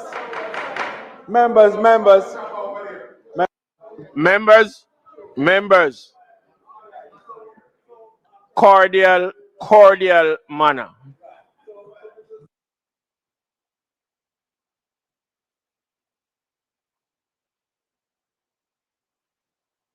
now in possession.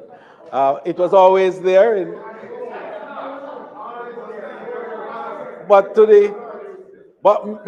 Mr. Speaker, one does not want to cast any doubt on the efficiencies of the service within the House. And so we accept that the bills in the long form were actually distributed. We regret that it might not have reached all the members of the House at the same time, but they were in fact distributed, Mr. Speaker. May it please you. All right. So she asked already. She did.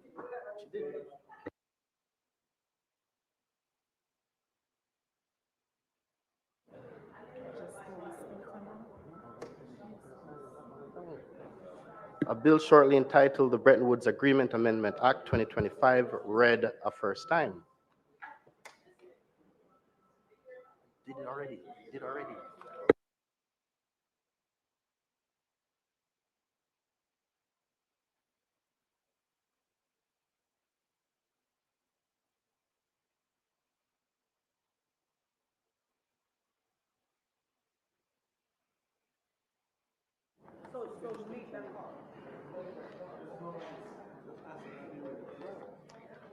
Mr. Speaker, I now move that a bill shortly entitled the Tax Administration Jamaica Amendment Act 2025 be read a first time.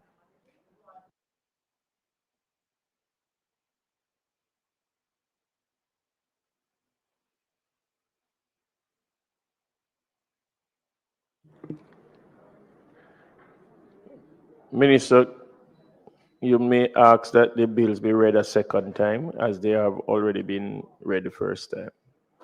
The acts have been read the first time.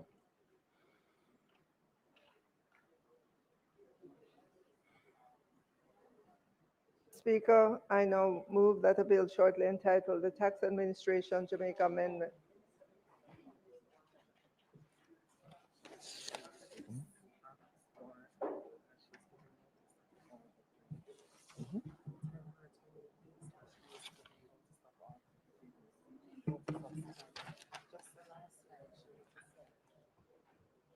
Minister.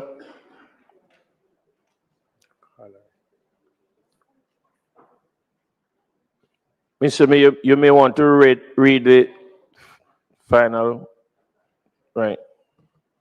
Thank you, Mr. Speaker. Mr. Speaker, I beg to give notice of second reading of all three bills.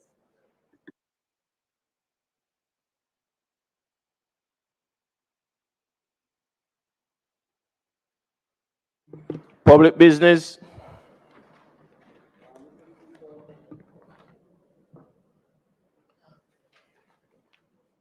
Mr. Speaker, the matters to be taken on public business will commence with the bill entitled An Act to Amend the Counties and Parishes Act to declare the city of the municipality of Portmore the 15th parish of Jamaica and for connected matters thereto. Mr. Speaker, it is intended that this bill will be piloted by the Honorable Desmond McKenzie, Minister of Local Government and Community Development. May it please you, Mr. Speaker.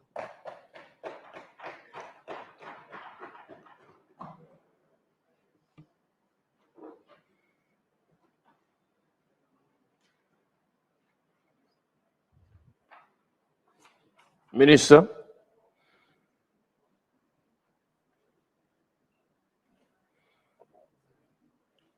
Mike. Thank you, Mr. Speaker.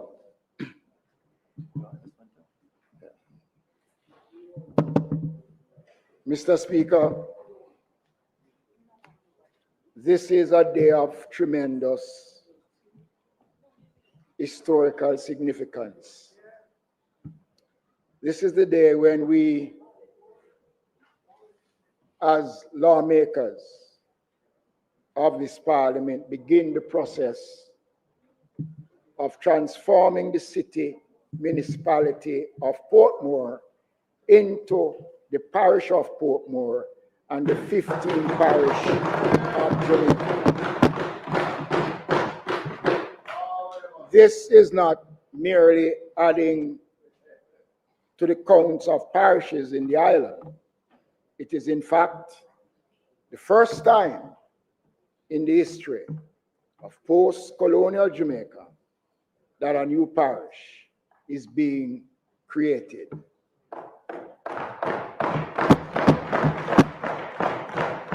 I want to share a little facts less known with my colleagues and those in the gallery and those who are watching online today. Our parishes are the main units of local government in Jamaica. Having been created following the English settlement of this country in 1655, there were originally 7 parishes, and by early 1867, that number increased to 22. This law was reduced, it was reduced by Law 22 in 1867 to create 14. Jamaica has had 14 parishes since May 1, 1867. Today, therefore, nearly 158 years later, we are beginning the process of giving formal recognition and further empowerment to the people of the largest community in the Caribbean. We are providing through this bill, Mr. Speaker, tabled in this House, the civic and the practical development opportunities that will allow Portmore to achieve this outstanding milestone and a fulfillment, Mr. Speaker, of a commitment made to the electorates of this country by the Jamaica Labour Party while campaigning for public office.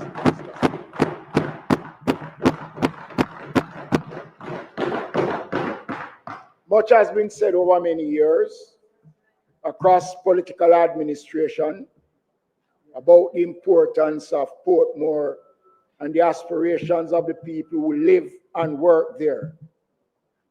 I can personally attest to that because I started out in Portmore on my own. I spent over 2 decades, Mr. Speaker, living in Portmore, and I observed and I've seen the expansion and the rise of Portmore from a very advantage, from a point that I could touch and feel the sentiments of Portmore. The bill confers the parish of Portmore. It seeks to significantly widen the door of economic and social and political development for the people of Portmore by increasing their ability, Madam Speaker, to chart their own course and to be more effective, to advocate and to manage resources available for their allocation. The transformation of Portmore into a parish is not only an option that we are using, Mr. Speaker, but it is giving them as a community the right to exercise that freedom, because we're talking about the largest community in the Caribbean. And so, Mr. Speaker, this administration diligently work to change the total architecture of Jamaica into a fully modern economic and social political country that our people here and abroad are proud to live in and proud to refer as their own. Madam Speaker, Mr. Speaker, to cut a long story short, let us move to the bill. Let us get down to the business while we are here. Clause 1 contains the short title of the bill, Counties and Parishes Amendment Act 25. Clause 2, amend Section 3 of the Principal Act, Counties and Parishes Act, to state that the municipality of Portmore shall become one parish, including El Shales, Goat Island, the city of Portmore, which will be the parish capital. This clause also specifically excludes Lakes Pen, Grange Lane, Lime Tree, Grove, Quarry Hill from the parish of Portmore.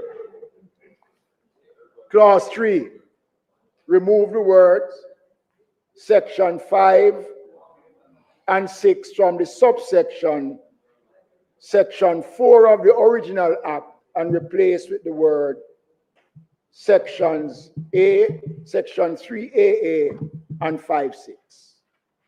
Clause 4, outline the specific description of the area of Portmore in a schedule that is divided into 3 parts. Part 1 of the schedule provide the written description of what will become the parish of Portmore. Part 2 is the map of the parish of Portmore. Part 3, describe and define what will become the city of Portmore in respect to the city of Portmore will include lands east of north of Arscott, which includes Portmore Municipal Corporation, police stations, lands south of Brayton Parkway, which comprise Inland Revenue Department, commercial entities, part of Nagozed, lands north of Brayton Road. These are the course of important law enforcement and administrative entities that are essential to the management of the new parish of Portmore. Clause 5. To insert the complete details of the schedule, that in part 2 of the schedule, delete the word map of the proposed parish of Portmore. Clause 6. Amend the Local Governance Act to provide that assets and liabilities of the city municipality of Portmore, which is currently the city municipality, or let me read that again. The act to provide assets and liability to the municipality of Portmore, which is currently a city municipality, will be vested in what will be the Portmore Municipal Corporation as a result of Portmore becoming a parish.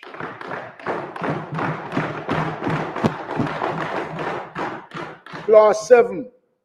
Amend the Town and Country Planning Municipality of Portmore Provision Development Order 2018. This amendment removes the current words Municipality of Portmore and replace them with the words the Parish of Portmore.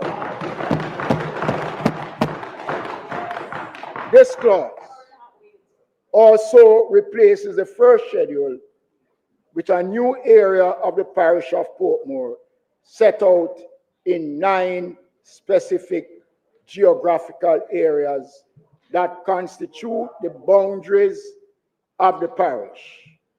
Clause 8, Mr. Speaker, repeal the charter of the municipality of Portmore. Clause 9, confirm that any document or instrument that bears the word municipality of Portmore will be legally treated as referring to the words parish of Portmore once this act takes effect. Madam Speaker, or I'm sorry, Mr. Speaker, used the Madam Speaker, so my apologies, Mr. Speaker.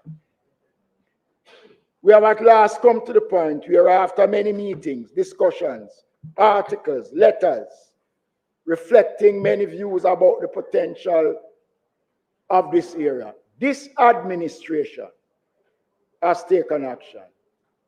We have put before the people of Portmore, in full view of all Jamaica, a practical, administrative, political structure in which they can live their best lives.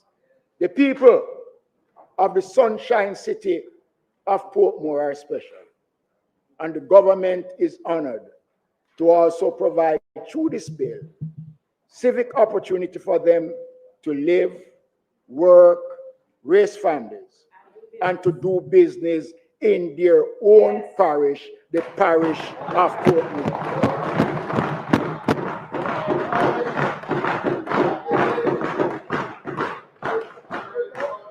With these remarks, Mr. Speaker, I ask that the Counties and Parish Amendment Act to declare the city municipality of Portmore the 15th parish of Jamaica and for connecting matters 25 to be read.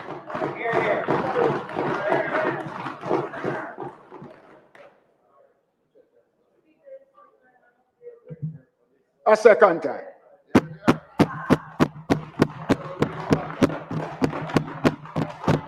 Before we continue, we are going to ask that members of the gallery that you are here observing the process, and so action, whether by way of waving or anything like that, we are asking that you desist and just observe the process. Thank you.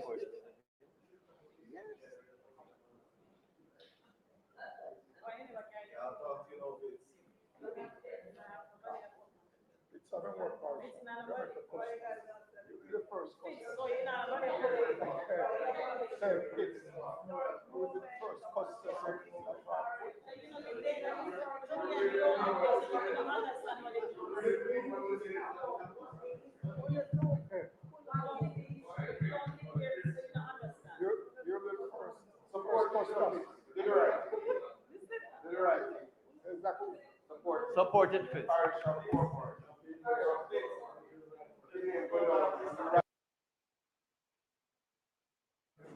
Members, are we to accept that? Well, you see too often.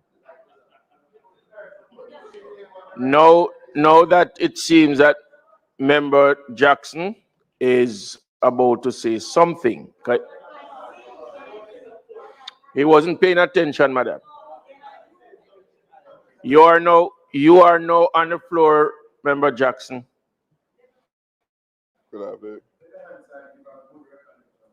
No, keep quiet and let him talk. No, you're not talking to nobody there. Let him finish. No, wait a minute.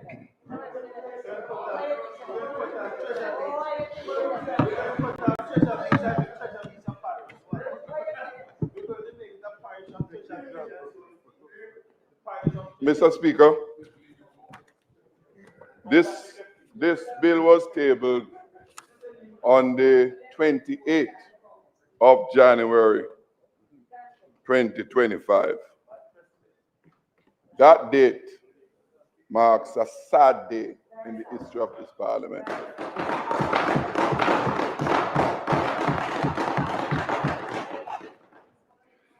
Mr. Speaker, it's interesting. I sat there and I listened to the minister did this bill. What was significant? He said, this is of historical significance. Over 150 years since a parish has been created. For that significance, he said the least ever said in this house in the introduction of a new bill.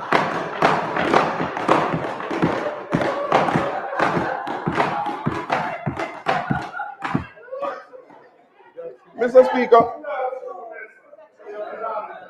for the 30 years that I have been in this house, I have never heard that minimal.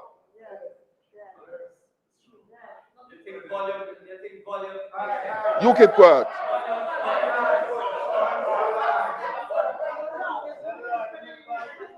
Mr.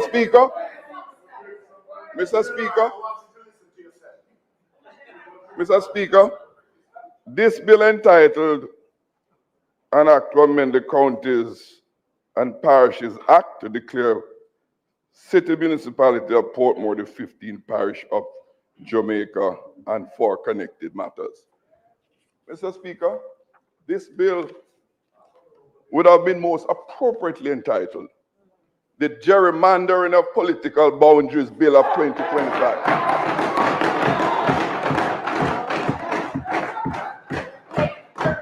A bill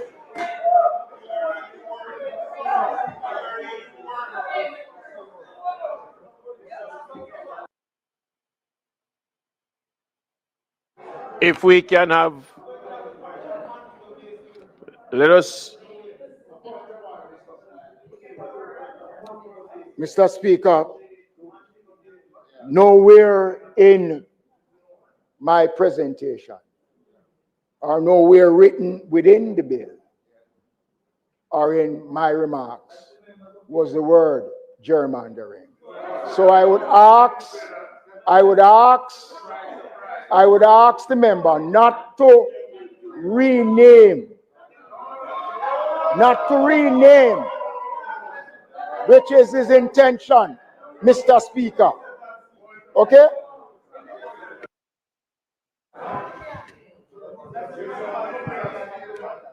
May I continue, Mr. Speaker?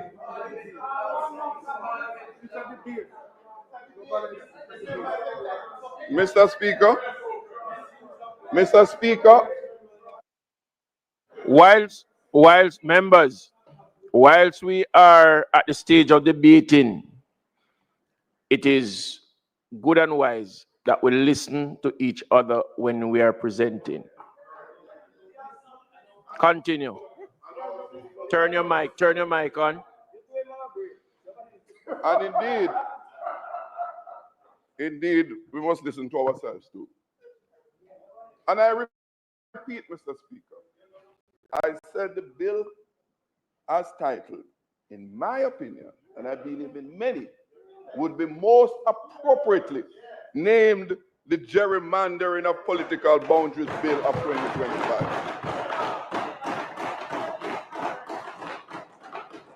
A bill, Mr. Speaker, such a bill is for the resurrection of political tribalism in Jamaica.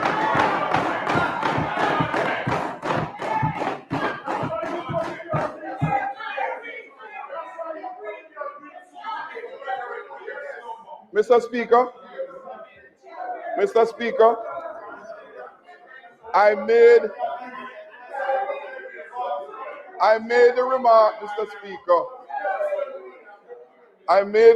Mr. Speaker, about the sparsity of merit that the minister attached to this bill that he presented.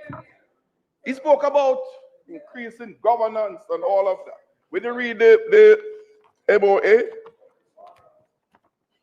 it is envisioned that the designation of parish status and the municipality will strengthen its lobbying capacity, empower its citizens to more independently chart the course of development rather than being subject of the decisions made for the parish of St. Catherine. Mr. Speaker, the content of this MOA is clear that either the minister never read the charter of the Portmore municipality under the Municipal Act, because all of those things are provided for in this currently. All. Mr. Speaker, I read from the Municipal Act charter of Portmore municipality.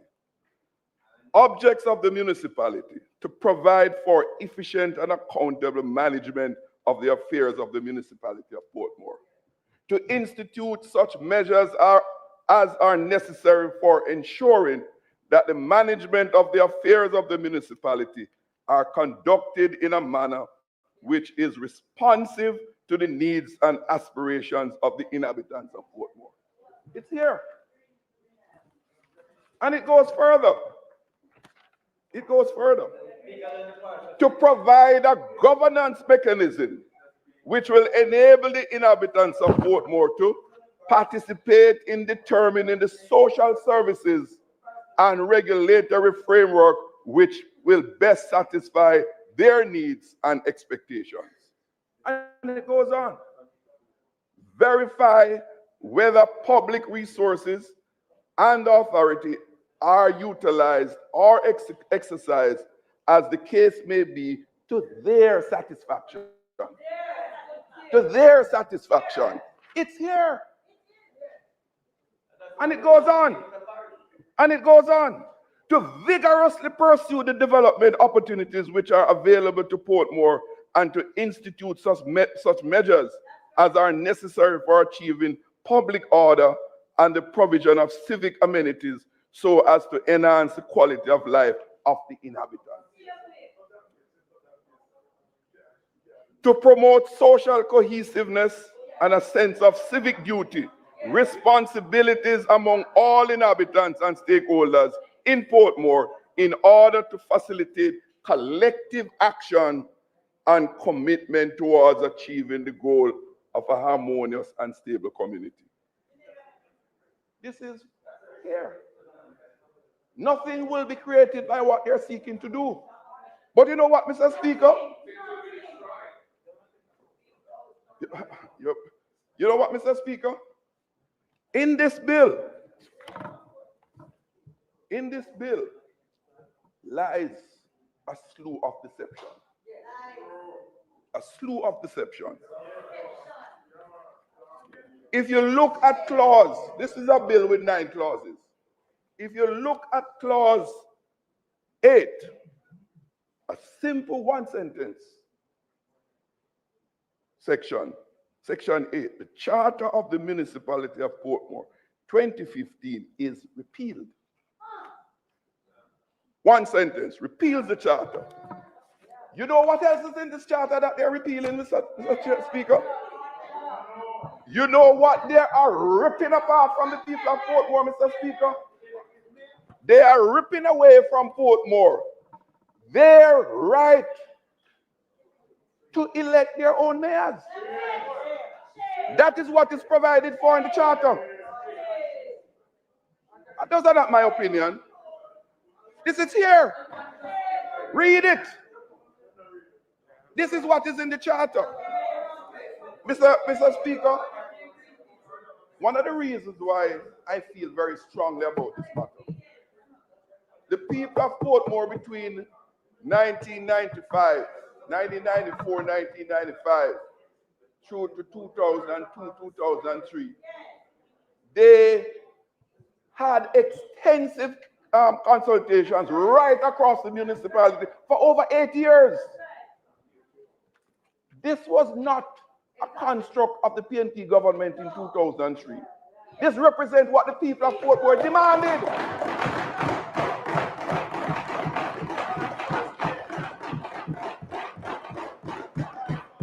What the PNP merely did was, one, listen to the people and facilitated what they aspired to achieve.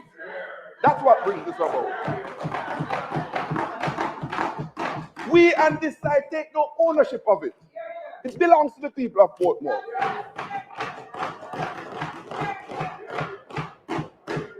We never gloat about we give Portmore a municipality. We didn't. The government of the day did not give the people of Portmore a municipality. The people of Portmore fought for it, and they got it. They got it. Mr. Speaker, what else? What else did they sought and got in this charter? They said they don't want the political directorate on either side to select the boundaries for Portmore going forward. They didn't.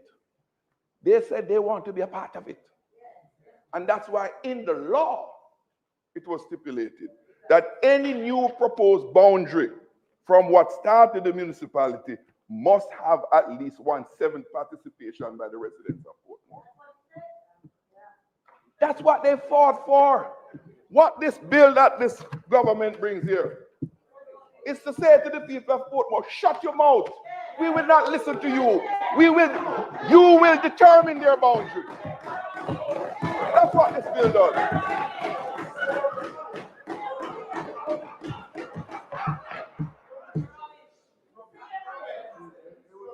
Mr. Speaker,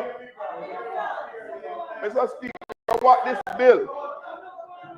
this bill also does, that the minister did not tell you when he spoke, nor is it contained in here, and that's where the deception lies.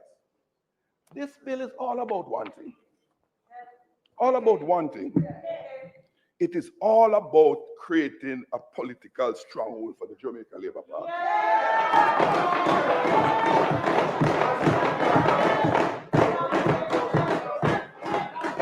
Member Jackson.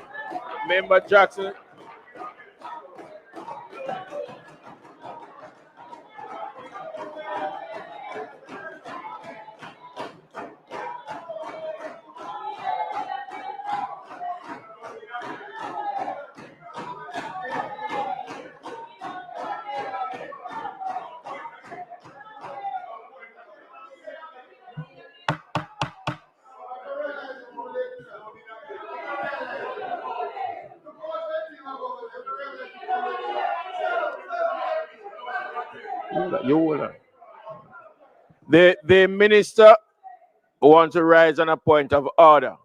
Let us give him the privilege. Mr. Turn your mic on. Mr. Speaker, again, I'm going to ask for your protection. The bill that was tabled, Mr. Speaker, speaks specifically in making Portmore the 15th parish. Nowhere in the bill, Mr. Speaker, is any question of creating any political dominance, Mr. Speaker. Mr. Speaker, can you ask the member to stick to the bill? The member is misleading the House, misleading the country, Mr. Speaker. Can you ask the member? Can you ask the member to discontinue the mischief that he's making? He has not said anything in relation to the bill.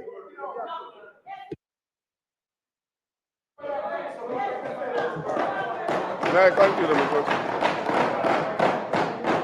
Mr. Speaker? Mr. Speaker, I repeat,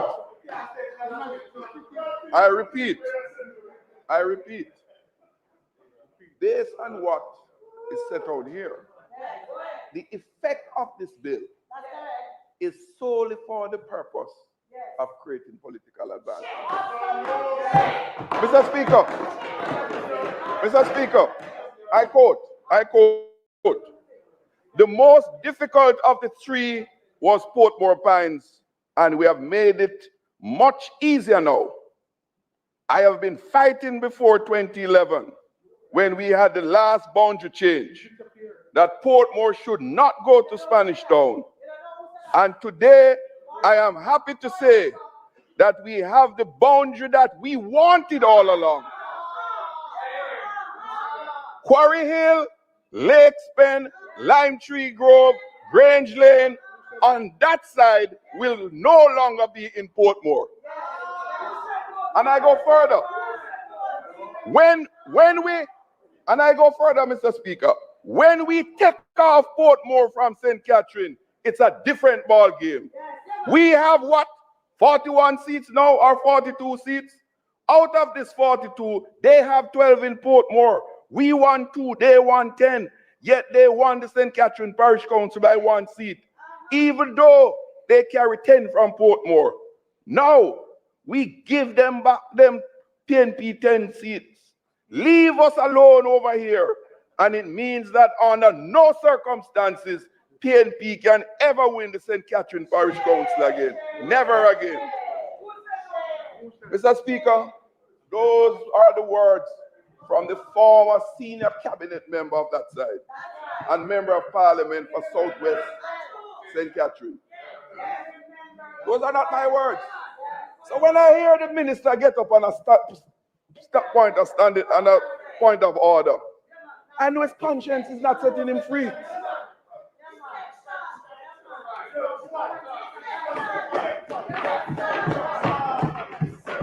Mr. Speaker, I said at the outset that this bill is all about gerrymandering. That the former minister confirmed. Publicly stated. The Prime Minister nor no member over there ever refuted it.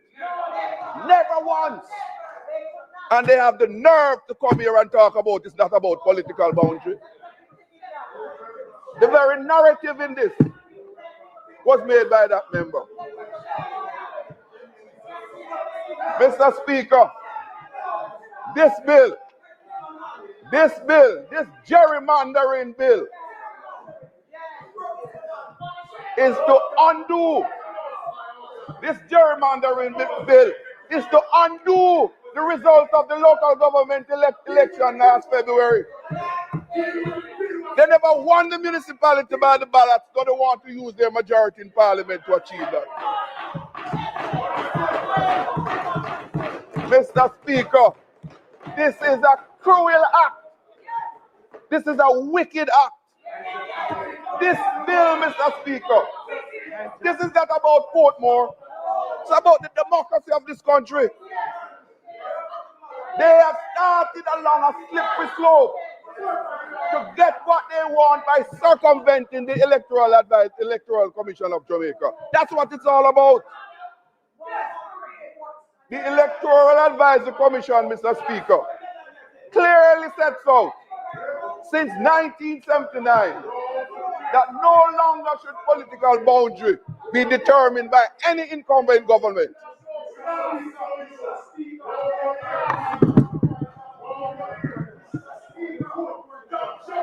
Minister, I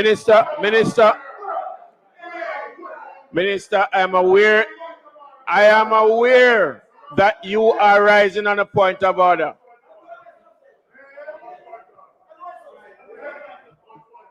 You may now rise on your point of order. Mr. Speaker, the member just made reference about the setting of boundaries.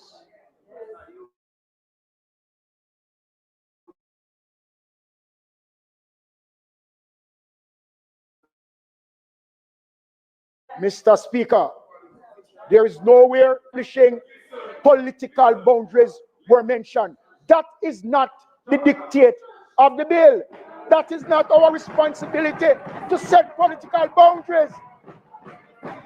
Mr. Speaker, the member continue. You are allowing the member to continue to mislead the House by stating things that are not factual, Mr. Speaker. And he's doing it on purpose. Mr. Speaker, Mr. Speaker, Mr. Speaker, on a point of order, Mr. Speaker, the member,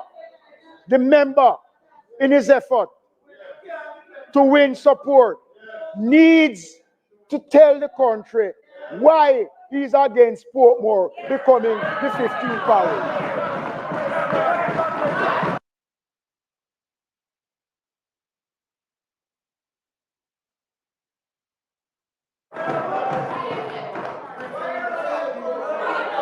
Mr.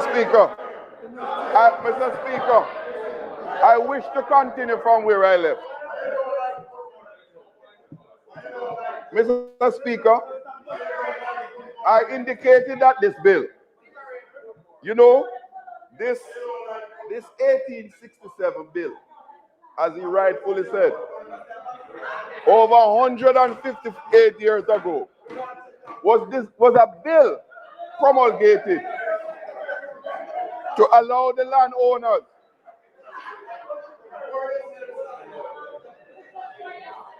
Mr. Speaker, you're compromising yourself, Mr. Speaker. If you just sit for a while.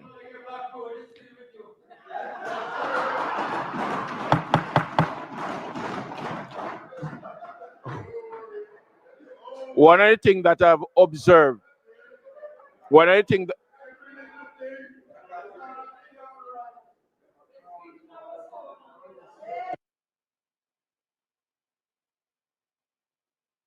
once again, if we listen,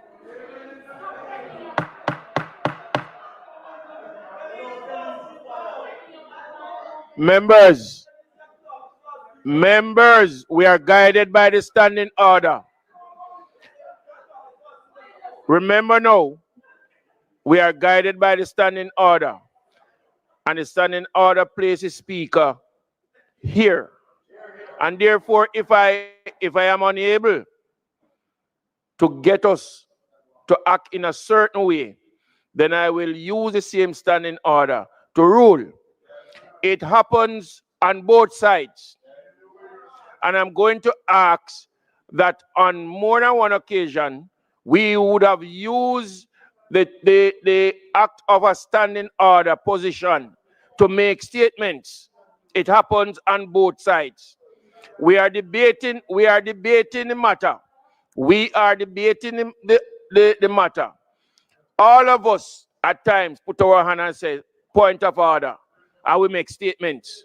I am saying to us today, exactly, I am saying to us today that as of now, whilst I am sitting in the chair, I am going to make sure that if you rise on the point of order, that you ask a question directly and do not make a statement.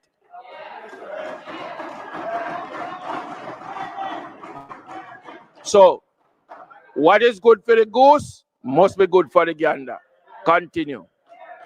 Mr. Speaker, I will continue from where I left off. I made a point, Mr. Speaker, that this bill is all about creating prescribed political boundaries by the government. The minister said it. The minister said it. And I made a point, Mr. Speaker, that this 1867 bill act was an act created to divide up Jamaica by the colonizers, divide up the land by themselves. This government, after 150 years, is now reinvoking that act to create political fiefdom for themselves. Mr. Speaker, this act is to undo the results of the 2024 local government election. Because if this bill is brought into force today, it will terminate the office of the directly elected mayor of Portmore. That is what this bill would do. Yes, that's what I'm worried about. Yes. Mr. Speaker, in so doing, they are upending the election results of last year by their parliamentary majority. Mr. Speaker, when the Electoral Advisory Committee was promulgated in 1979,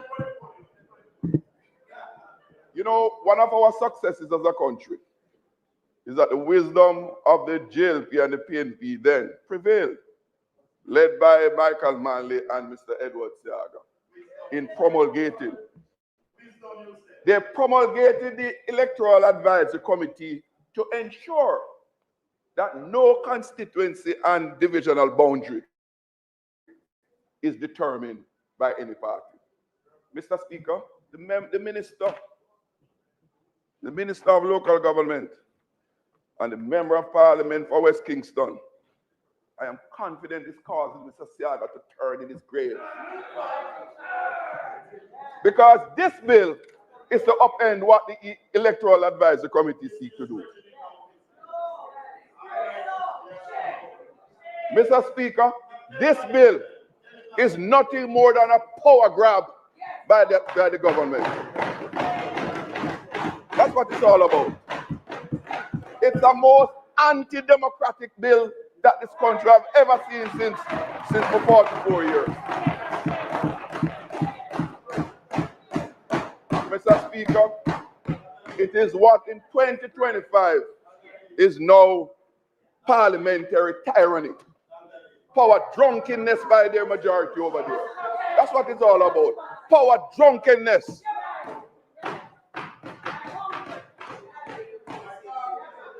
I'm going to say it a million times.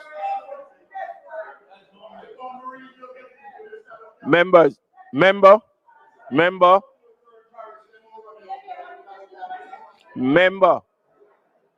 you have been on the floor and you have surpassed the time. I'm going to ask you to wrap up your presentation so others can get their presentation.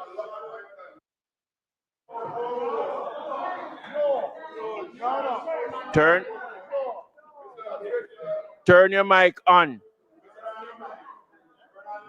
Mr. Speaker, this matter of reshaping parish boundaries is no light matter. It's a significant thing. And the minister said it has not been done since 1867. It's a significant matter. The appropriate and civil and democratic way, if the government in their wisdom believes that the parish boundaries need to be revisited, there's a proper way to go about it. What the government should do is to table a white paper, engage all the stakeholders, look at the merits, the pros and the cons, and arrive at any proposition that evolves from that exercise. Why, Mr. Speaker? Boundaries, parish boundaries will transcend all administrations. You are there now, you will go. Right? So, Mr. Speaker, I humbly submit, Mr. Speaker, that the government, because, Mr. Speaker, posterity will hold the minister responsible for the one who tabled this bill in the House. And generations to come will hold you responsible and your government. Here's a better way to do it. Withdraw this bill. Engage the opposition. Engage the people of Portmore. Engage the stakeholders. Because you know what, Mr. Speaker? Today for Portmore, tomorrow for Westmoreland, Hanover, or any other parish in this country. That's where we are going. And we can't allow that to happen. Finally, Mr. Speaker, I will say, should the government remain in its state of power drunkenness, proceed to enact this, we will meet the government in the courts. And, Mr. Speaker, on behalf of the opposition, I am serving notice that when the People's National Party forms the next government, we will repeal this act.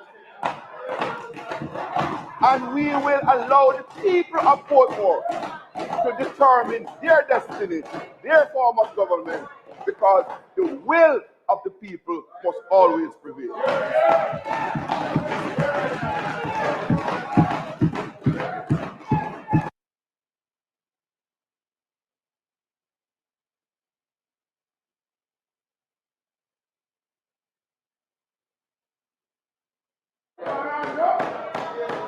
Next.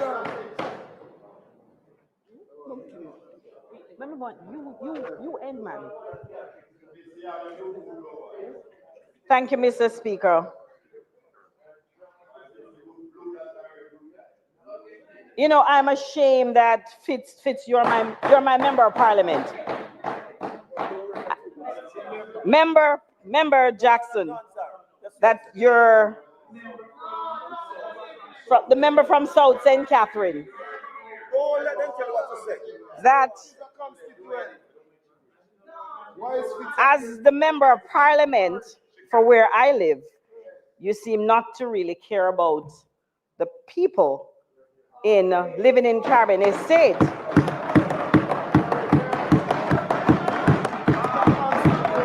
Because the people in Cabinet State where I live, even though we can vote for a member of parliament, we were kept from voting in the last local government election for a mayor.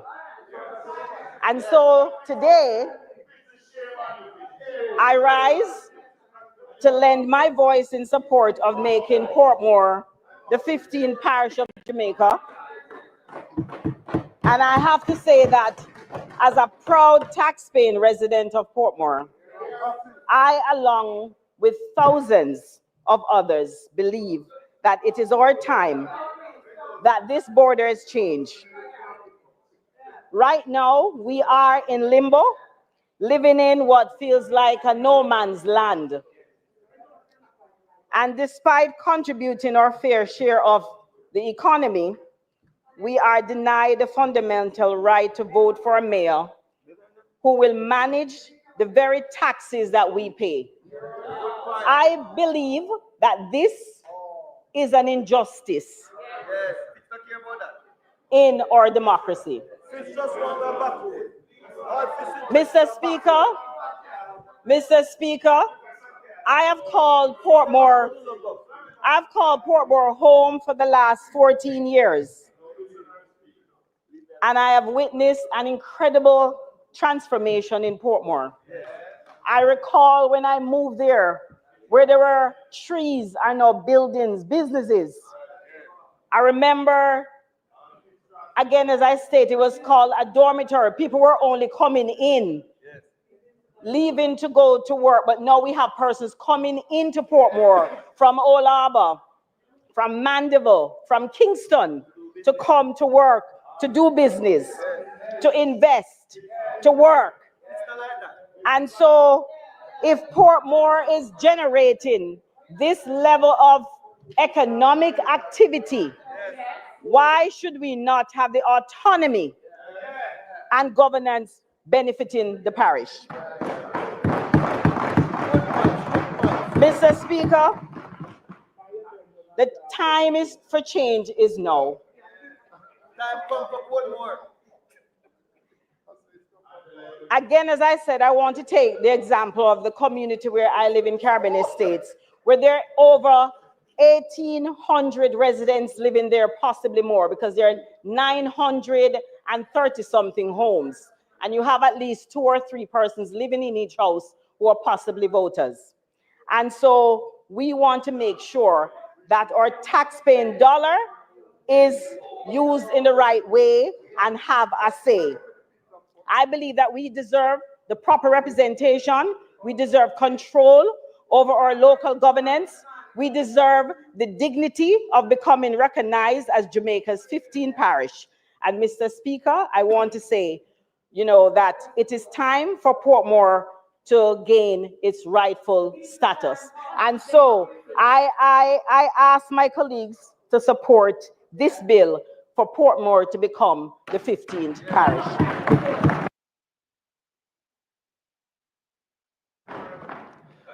Mr. Speaker,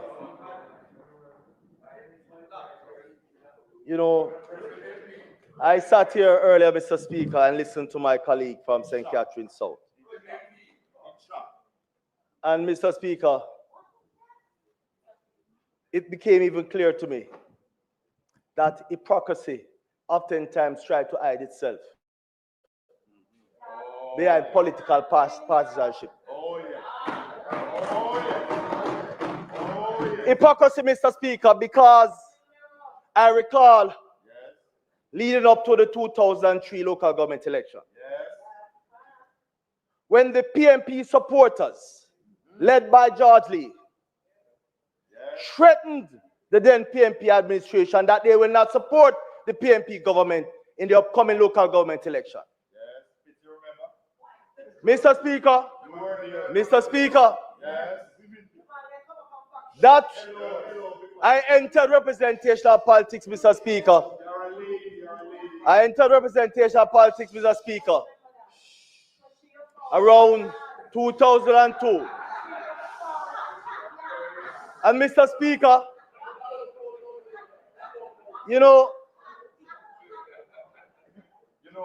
the member from St. Catherine South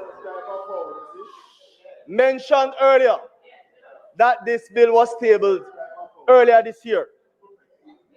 But I recall, Mr. Speaker, that the bill that was tabled to establish Portmore as a municipality was tabled and passed in May 2003, and the local government election was called June 19, 2003. Hypocrisy, Mr. Speaker.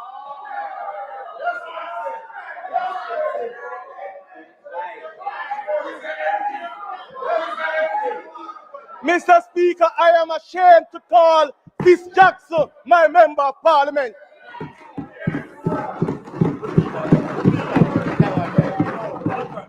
My member of parliament, I'm ashamed of you.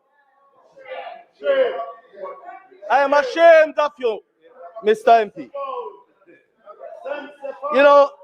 Mr. Speaker, I was fortunate to be among the first set of councillors in the experiment, as it was called by the PNP at that time.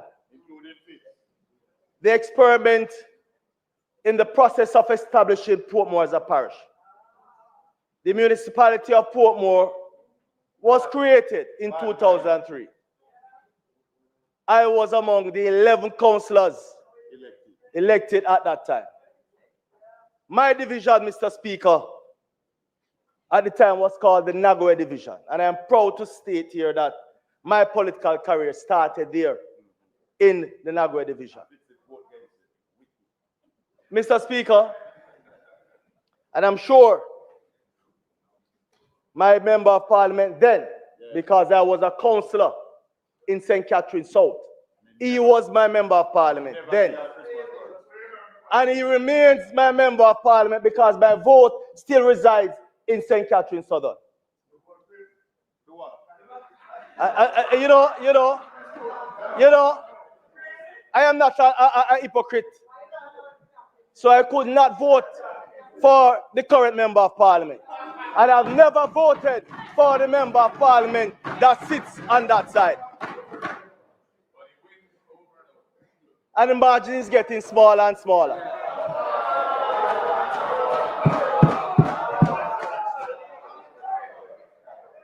And just to educate the members over there as it relates to margin, look at the trend and you will see that the quality of representation from the sitting member of parliament is the...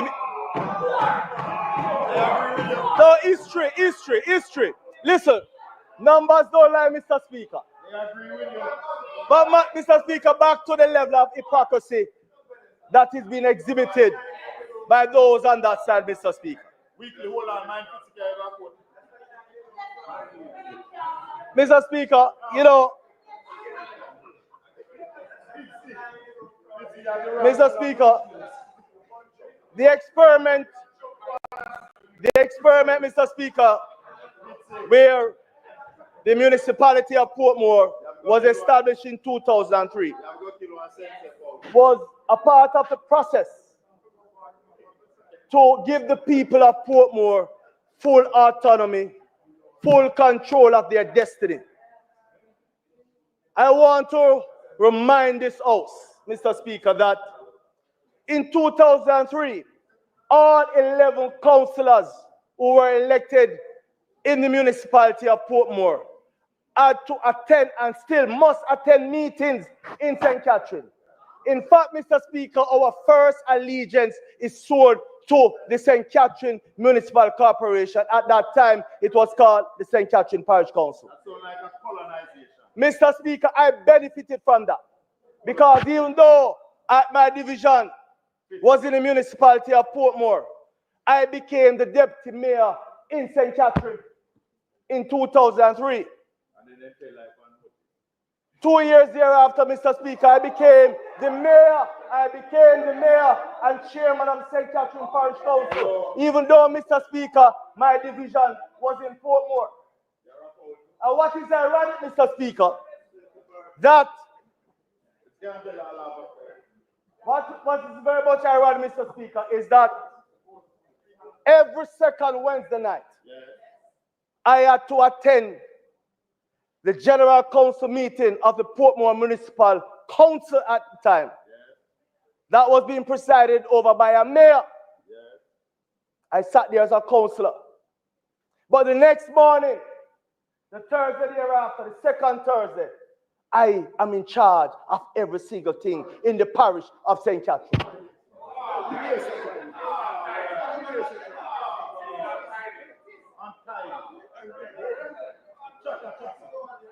Mr. Speaker, the hypocrisy is so blatant that, Mr. Speaker, if you look at the dynamics, the councillor for the Greater Portmore North Division sits in the Municipal Council of Portmore. He must attend meetings in St. Catherine, otherwise he will not get a salary. You can forget the council meetings in Portmore if you're all about salary. Once you attend the meetings in St. Catherine, you are covered. But that is not where I want to go, Mr. Speaker. It's about the quality of representation. Where any community north of the gully that separates the communities of Daytona, Manza, Country Club, that falls south of that drain, is no longer considered part is not considered part of Portmore, Mr. Speaker. But yet, Mr. Speaker, the member from St. Catherine South always talk about quality representation. Where's the quality representation when a significant part of your division and your own constituency is not properly represented in the council?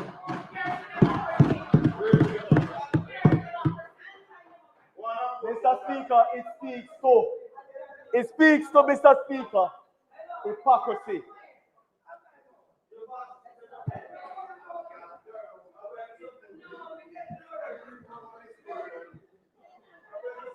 You know, Mr. Speaker,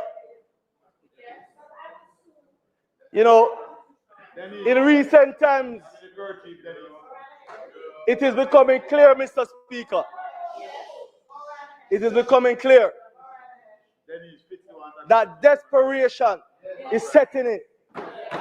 When you look at the member from St. Catherine South and those on that side, every time they disagree, they want to go to court. My question to the member through you, Mr. Speaker, on what grounds this time is he going to court? Mr. Speaker, you know, Mr. Speaker,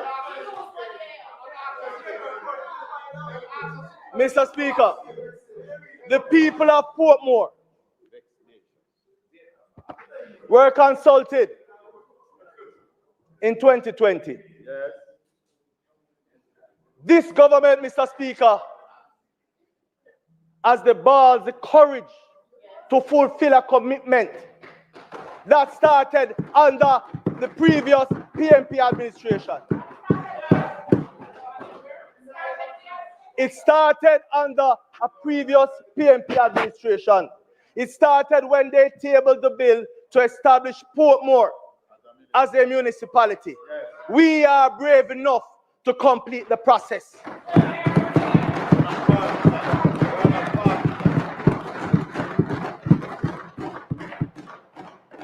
The last time, Mr. Speaker, that we embarked on such a move was in 1867. Mr. Speaker, for the first time since independence, we are cutting the chains of colonialism. We are removing the shackles, Mr. Speaker, that somebody wants us to continue to bear.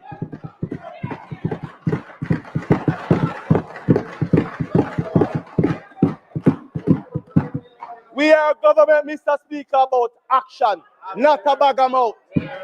We are not hypocrites on this side. We gave a commitment, Mr. Speaker, to the people of Portmore, and we are going to deliver on that commitment.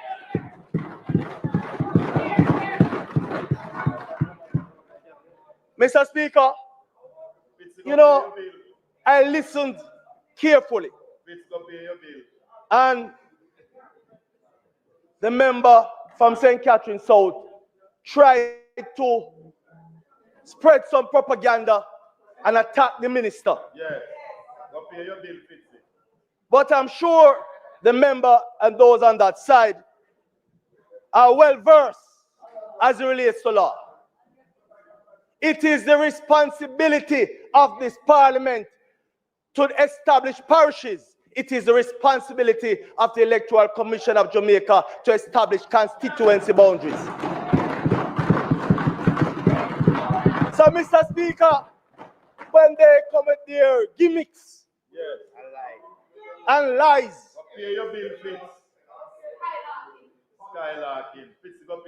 we will not listen to those lies. The people of Jamaica are not listening to those lies. The people of Portmore, Mr. Speaker, don't want those lies.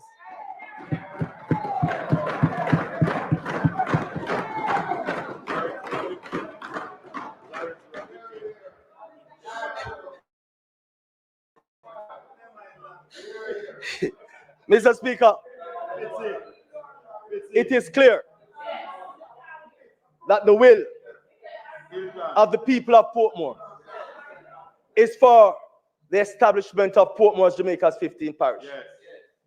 It is clear, Mr. Speaker, that the communities like Phoenix Park, Caribbean Estate, communities like the newly formed Bernard Lodge development, where we have quite a number of housing solutions being built.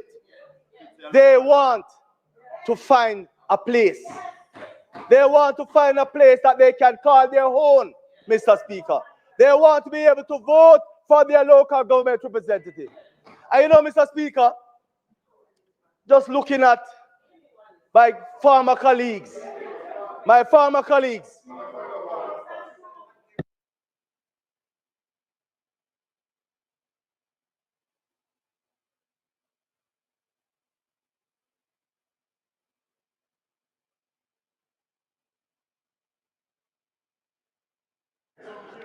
I will now say to you, member from St. Catherine South, that I've said it earlier, that you now rise on a point of order, that you go directly to a question and not a presentation.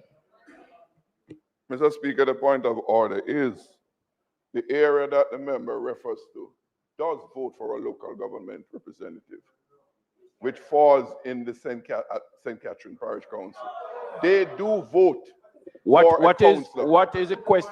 What is the point of order? He said that they had no Mr. Speaker.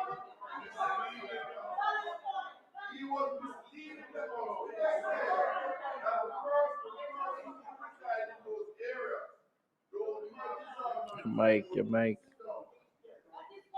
Please, I ask a question. If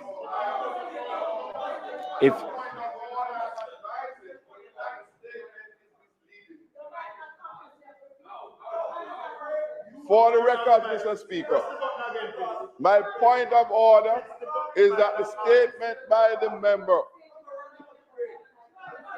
is misleading the House. The residents in the community for which he refers do vote for a local government representative. you know, Mr. Speaker, Mr. Speaker, Mr. Speaker, Mr. Speaker,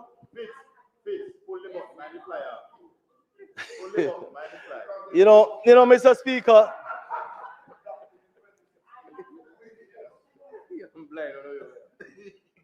there are a number of us, Mr. Speaker, that, including yourself, that truly appreciate what it is to be a local government representative. Right, Dennis? Mr. Speaker, if you look over there, you have the member from St. Catherine Eastern. Yes, a councillor. Good one. The member from St. Catherine North Central. You look at, Mr. Speaker, the member from St. Catherine Southwest. St. Andrew Southwest, my apologies, Mr. Speaker. You have on this side the member from Southeast, St. Elizabeth. Mr. Speaker, you look at our Minister of Local Government from Kingston Western. You have the member from St. Mary Western. The member from St. Andrew Northwestern, Mr. Speaker. And myself from St. Catherine South Central. I acknowledge the Speaker earlier. And of course, the former mayor and now the member from St. Andrew, from St. James, Southern. What is the common thread, Mr. Speaker? It is that we appreciate how the people really think at the grassroots level. Mr. Speaker, it is not the big talk that makes the difference.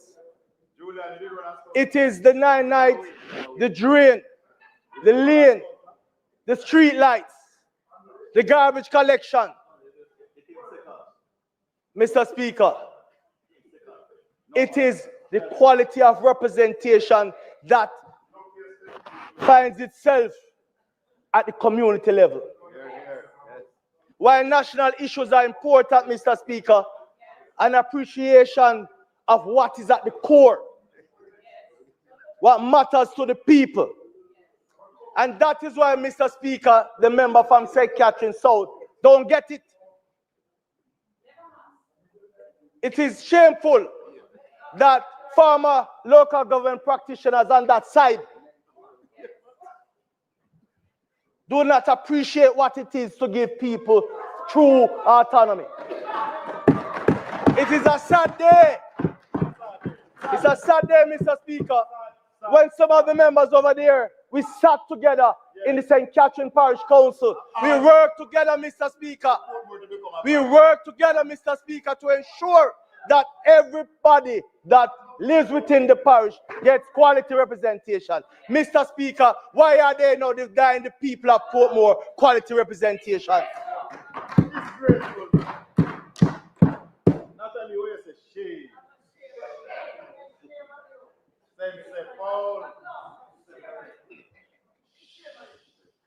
You know, Mr. Speaker,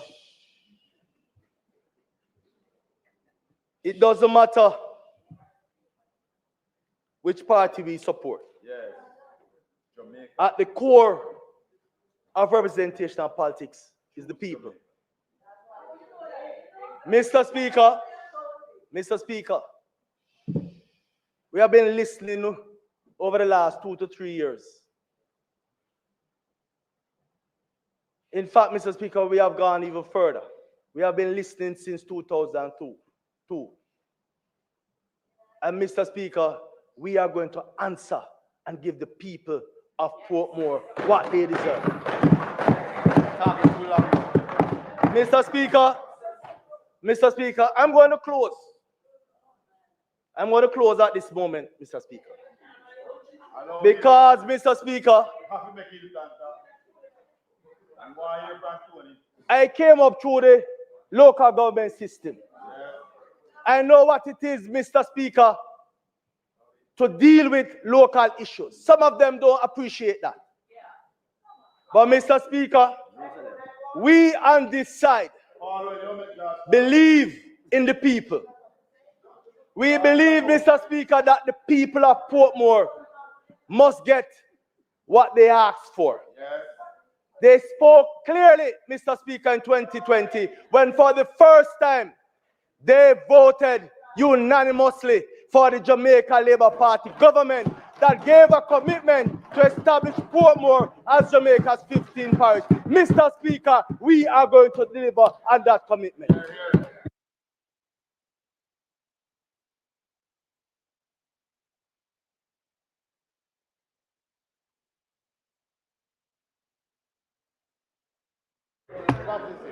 My next. That is it. Member Terlong.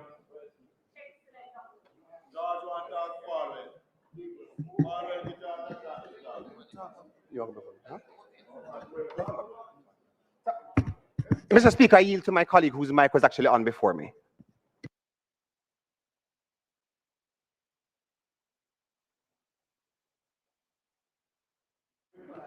Member from St. Catherine Southeastern. Thank you, Mr. Speaker. I rise to support what is before us, Mr. Speaker. Portmore has been a place where I spent majority of my years. I lived there, I was schooled there, and it's a pleasure for me to represent a part of Portmore.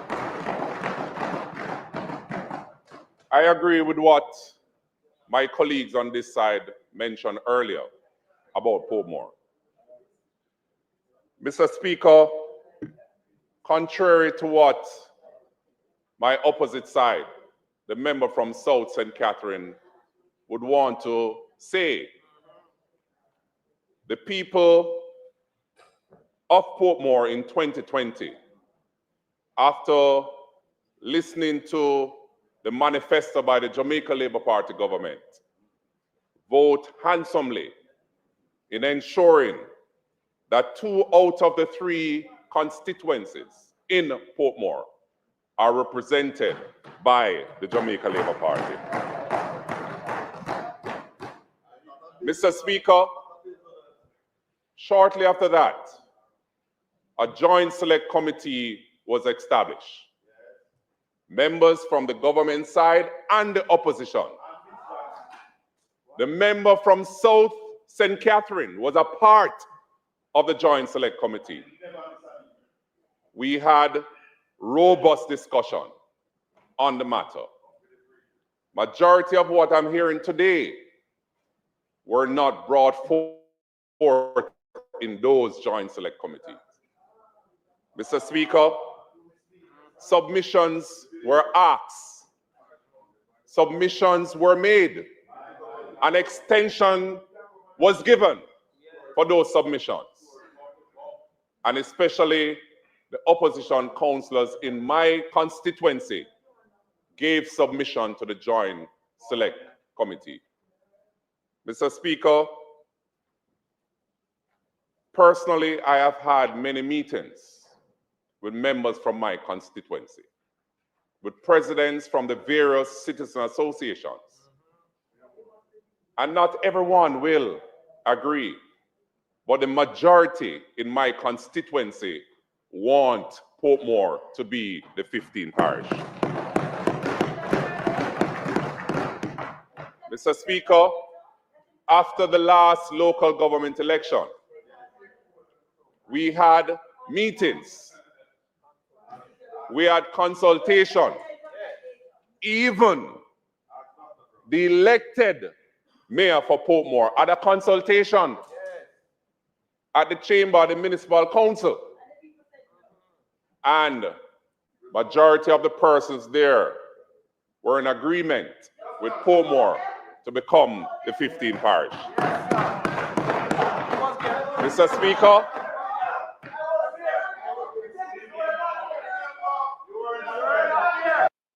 in this house. Mr. Speaker, the meeting for which you make reference, the municipality wrote the ministry to tell them that the people said no. It is a blatant misrepresentation. And it's an indictment for the member of parliament to come in this house and say that. your indictment. Mr. Speaker,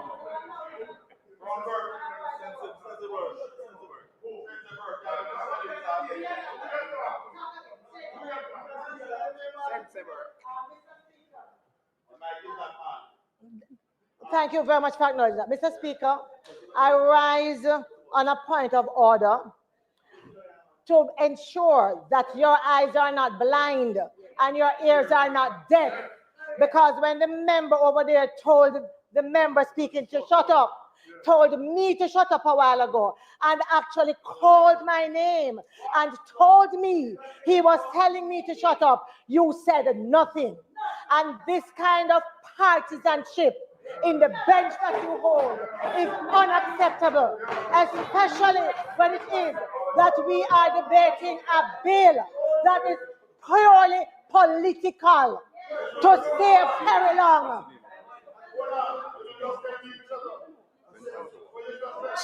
Sorry, members, I will address the situation. I will say to the member from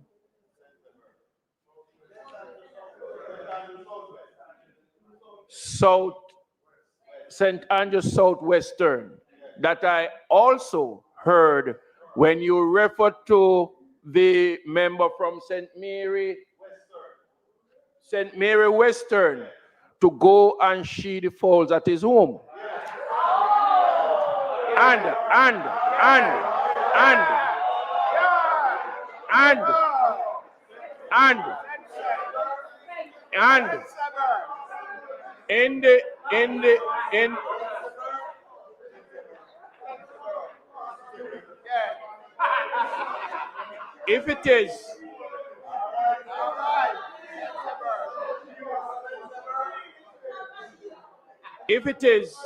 if it is that you want us to use a standing order to straitjacket the situation, I will welcome it. I was just allowing friendly bantering. So I will I will ask, I will know. Abuse the member from Western North St. Mary. The member is psychologically abused. You're traumatized. The member has been traumatized. I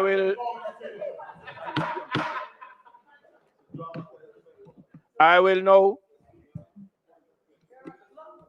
I just would indicate to members in terms of enabling a continuation of this debate this evening, because as it is turning out, it could go on ad infinitum, that points of order, which are statements to be made, can be accommodated in the debate, and members have opportunity during the debate to make whatever rebuttal they wish to make or clarification which they need to make in relation to the speeches given by other members. So, Mr. Speaker, it's just to guide us that we don't abuse the privilege of point of order when there is provision within the debate for those points to be made by the member substantially as a contribution to the debate. May it please you, Mr. Speaker.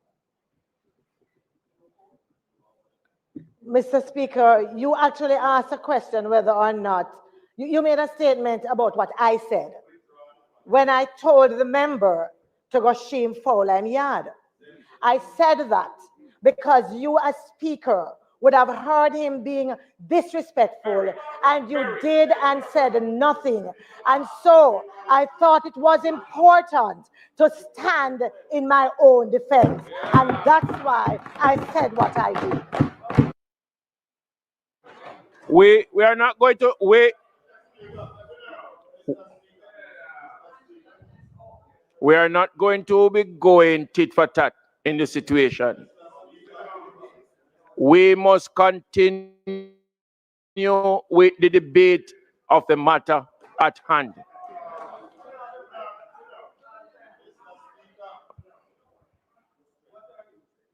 Can you turn on my mic, my lord? Oh, Mr. Speaker, I was never disrespectful to the member from Southwest St. Andrew. As a matter of fact, Mr. Speaker, it is the political ombudsman who has ruled against the member from South St. Catherine who was disrespectful to me. And until today, he has not remedied that situation.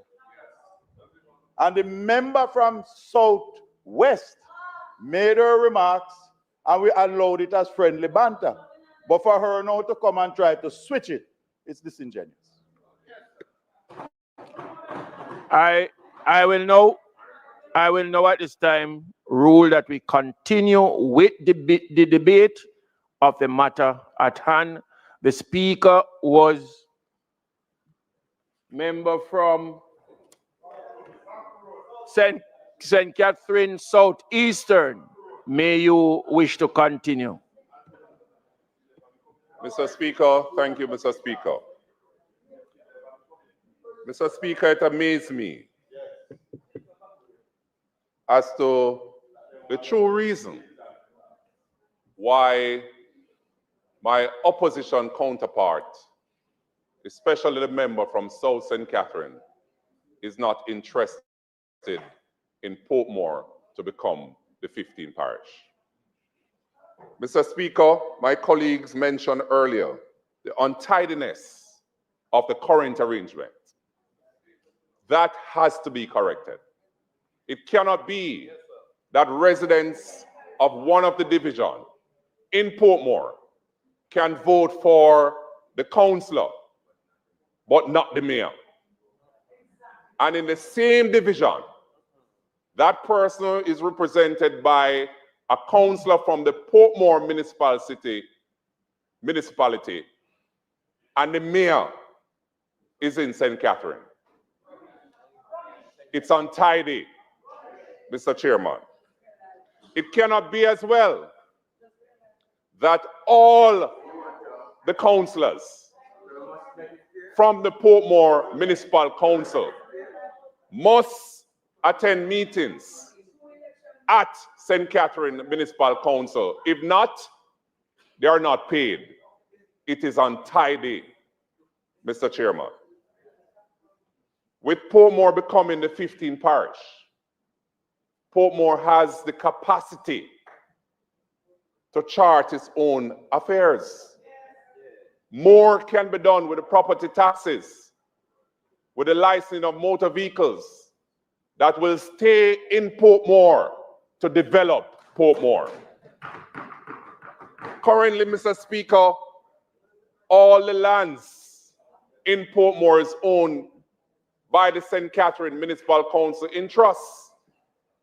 It's not owned by the Portmore Municipal Council. That in itself is untidy. Mr. Speaker, the people of Portmore deserve quality representation. The people of Portmore were consulted. The people of Portmore need to chart their own affairs. And Mr. Speaker, I support this move, and I ask my colleague and my colleague from South St. Catherine to embrace development for Portmore and support this bill. We will not trample on the people's right,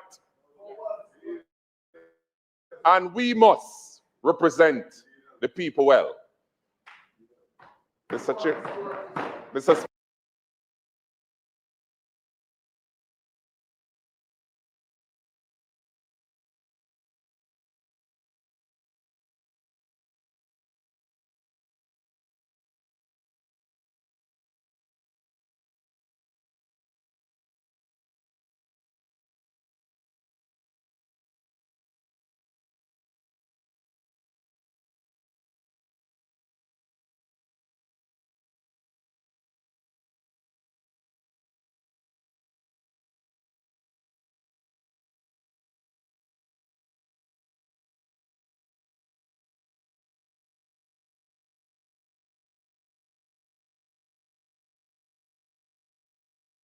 Speaker, I support. In support of the bill that has been tabled in this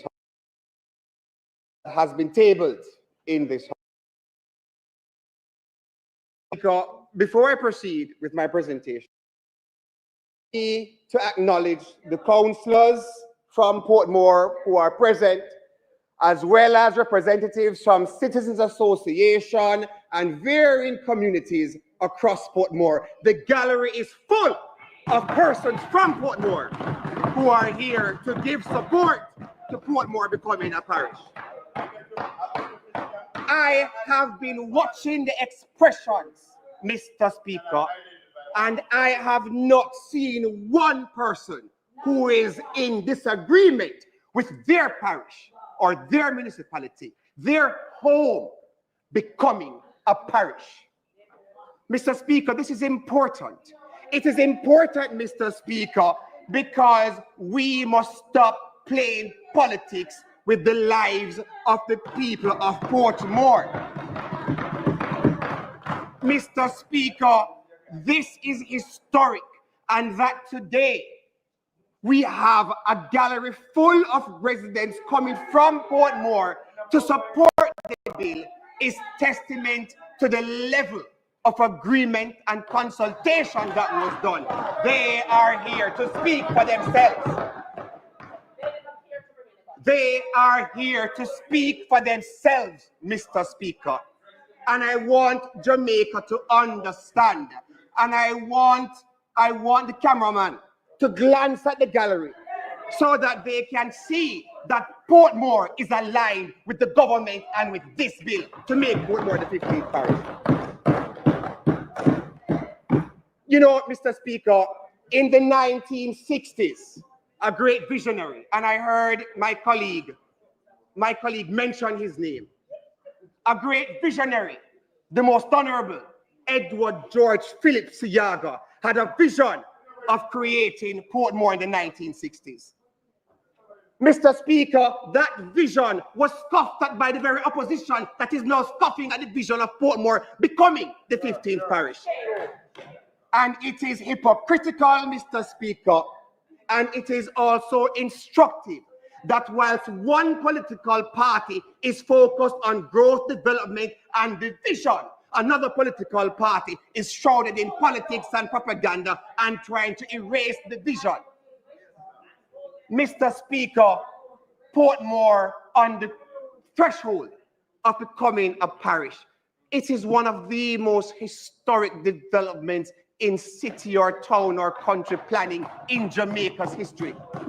It is something that we should all rally around and support, Mr. Speaker, because of what it means to the people of Portmore. In the same way, the vision of Edward Siaga to create Portmore in the 1960s has now blossomed to one of the most sought after communities in the country. Everybody wants to host a Caribbean estate or Cedar Grove or anywhere in Portmore. Bernard Lodge development, I mean, the vision of the most honorable Prime Minister Andrew Holness and this government is comparable to the vision of the late Edward Philip George Siaga to truly represent the people and to truly gift the people their own parish. And what does it all mean, Mr. Speaker? Is there anything negative to Portmore becoming a parish? Are the residents going to suffer? Is Portmore going to somehow crash into the sea? Are mosquitoes going to kill them? Are they going to die in a swamp? I mean, what is the negative drawback? What is so negative about Portmore becoming a parish? And you can't hear one negativity. All you can hear is, oh, politics, politics, politics, politics, politics, politics, politics. Mr. Speaker, when you speak about the development of Portmore becoming a parish, it means absolute autonomy for the people of Portmore. That, Mr. Speaker, is democracy. That, Mr. Speaker, is putting people first. That, Mr. Speaker, is the prosperity and the progress for the people of Portmore. The prosperity and the progress for the people of Portmore must mean that Portmore becomes completely autonomous from St. Catherine. Mr. Speaker, when you go to Portmore, the level of consultation that was done, my colleague mentioned the Joint Select Committee that was chaired by Member Weekly. My colleague also mentioned several town halls that he did in his enclave of Portmore, his section of Portmore. Mr. Speaker, I also did the same consultations in the area of Portmore that I represented, Mr. Speaker. And Mr. Speaker, coming out of all the, Mr. Speaker, you go to church, you go to the association meeting, talk to people on the ground. We had meetings at the Heart Academy. Mr. Speaker, the level of consultation was extensive. And the people of Portmore are in agreement with Portmore becoming a parish. Mr. Speaker, the Prime Minister himself also attended several town hall meetings in Portmore at the Heart Academy, Mr. Speaker, where residents from across Portmore were invited. And again, Mr. Speaker, the consultation was done. It was done. And Mr. Speaker, the biggest and best example of a consultation about whether or not the people of Portmore want Portmore to become a parish was the 2020 general election results. Enshrined in the manifesto of the Jamaica Labour Party was that Portmore would become a parish. And the residents of Portmore decided that this is the government that truly puts people first. And this is the government that is going to further develop Portmore. And so they voted in a second member of parliament unanimously, Mr. Speaker. Now, Mr. Speaker, I hear little chattings and little rumblings about a particular constituency in Portmore. Mr. Speaker, that constituency won in 2020 by more than 2,000 votes, Mr. Speaker. More than 2,000 votes, Mr. Speaker. So this notion about political benefit, it does not arise, Mr. Speaker, because with or without parish status, Mr. Speaker, Portmore is going to return at least 2 members of parliament again to this honorable house, Mr. Speaker.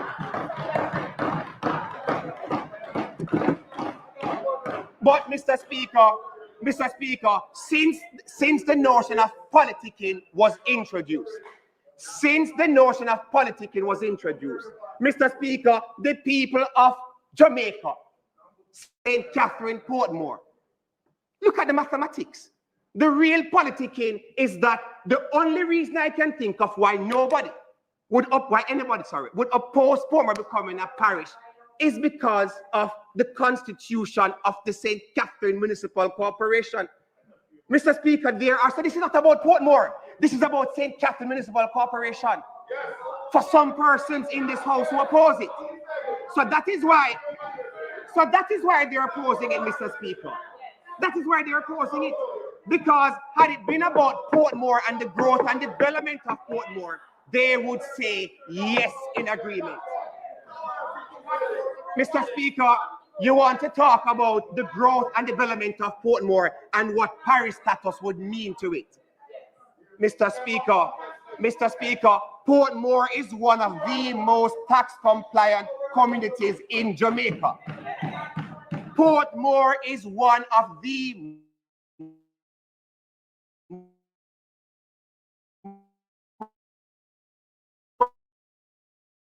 more than 94%.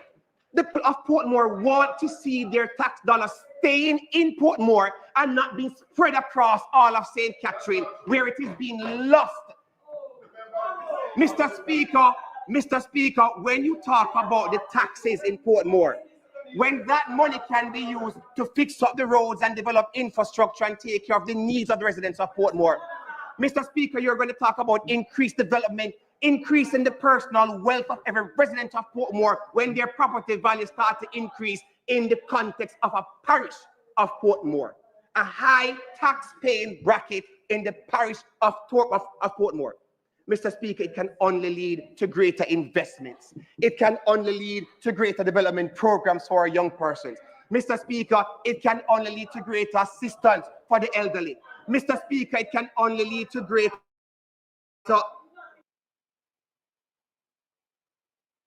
Mr. Speaker, I stand on a point of order. In respect, don't worry about it. It's good. Yeah, man, no, man, don't worry about it. Yes.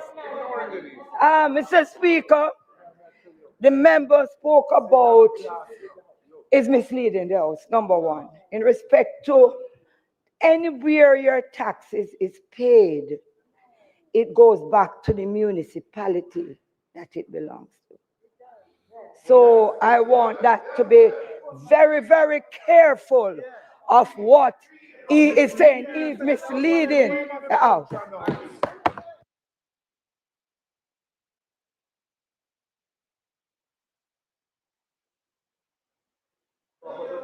Mr. Speaker, as long as the residents of Portmore are a part of St. Catherine, their taxes are shared across St. Catherine, Mr. Speaker. Mr. Speaker, the residents of Portmore would like their tax-paying dollars to work for them in Portmore, to develop Portmore. Mr. Speaker, I continue. Mr. Speaker, when Portmore becomes a parish, the transformation effect that it would have for growth and development, Mr. Speaker. Mr. Speaker, we envision a parish of Portmore that will become the Silicon Valley of the Caribbean. Mr. Speaker, greater investments, as I indicated, jobs for persons, Mr. Speaker. It means that the lives of the residents of Portmore people will be better. And that is why, as a government, we believe in putting the people first and enacting legislation for the benefit of the people. Mr. Speaker, I was at a community meeting on Sunday evening. And I raised the issue again, Mr. Speaker. And as resoundingly, the members at the community meeting said, yes, it is full time we become a parish. One resident said, but Portmore bigger than about 3 or 4 parishes, so why we can't be our own parish? So, Mr. Speaker, people are aware of the arguments. So this thing about Montego Bay becoming a parish or Treasure Beach becoming a parish, Mr. Speaker, Portmore has the number of residents that it is larger than at least 3 or 4 parishes, Mr. Speaker, and it deserves its own parish status. It deserves full autonomy, Mr. Speaker. My colleague spoke about the configuration, and there are 3 councillors here from Portmore who will tell you that when they could be in their respective divisions providing greater work and greater service for the people of Portmore, they have to go to Spanish Town, because if they don't go to Spanish Town, they don't get paid, Mr. Speaker. That is a fact.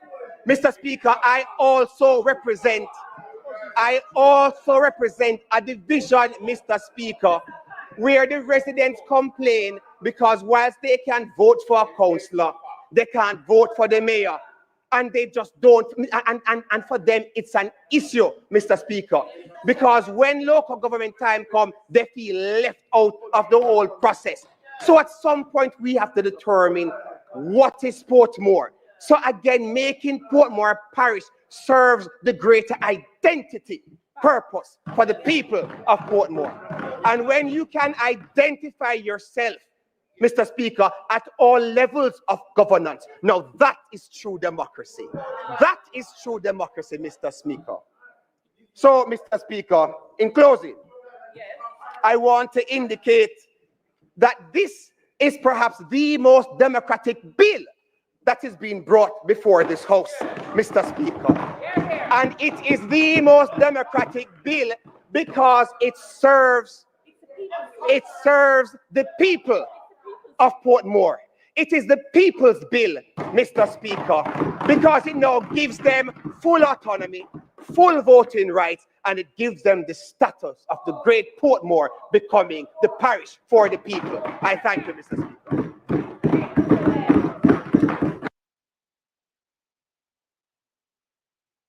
Speaker.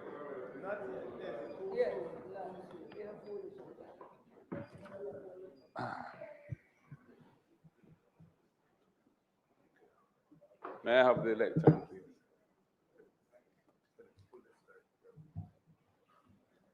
It's all right.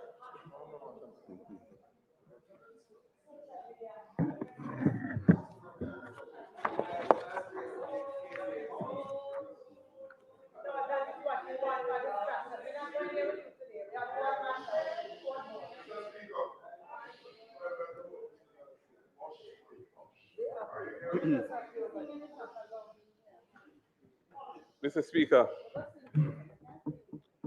Speaker, it is well known that the opposition does not support this legislation. Such a far-reaching political maneuver as to cast aside Portmore's special status as Jamaica's only city municipality and convert it into a parish ought to emanate from the people who it directly affects.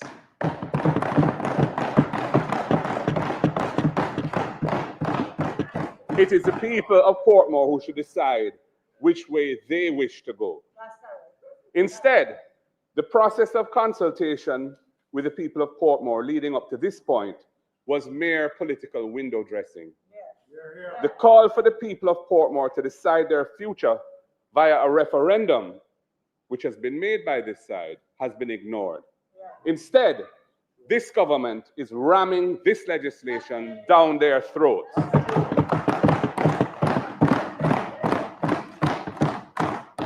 Mr. Speaker, if this legislation becomes law, it will deprive the residents of Portmore of their important rights of democratic participation to directly elect their mayor, and for their citizens' associations to have rights of audience on their city council. Those rights for which the people of Portmore had advocated and were granted by law are unique in Jamaica and represent the high point of democratic innovation in local governance. It is a deplorable travesty and an aberration for those democratic rights of the people of Portmore to be removed without their consent or approval by this government abusing its parliamentary majority. Mr. Speaker, the 2 current mayors of Portmore and St. Catherine were both duly elected in February last year, less than a year ago, in fact. One directly by the people in Portmore, and the other by the elected local representatives of the people in St. Catherine. They both hold office as an expression of the democratic will of the people. This bill will destroy the expressed will of the people.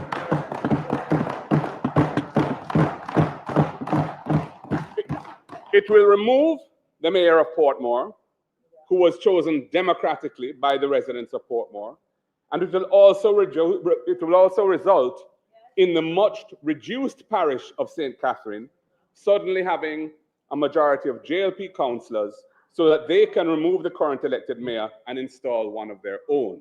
That is the effect of this legislation. Mr. Speaker, it is a deplorable travesty and an aberration for this government to abuse its parliamentary majority to negate the will of the people and remove their duly elected representatives from critical leadership positions that they now hold. This bill violates the people's choice last year.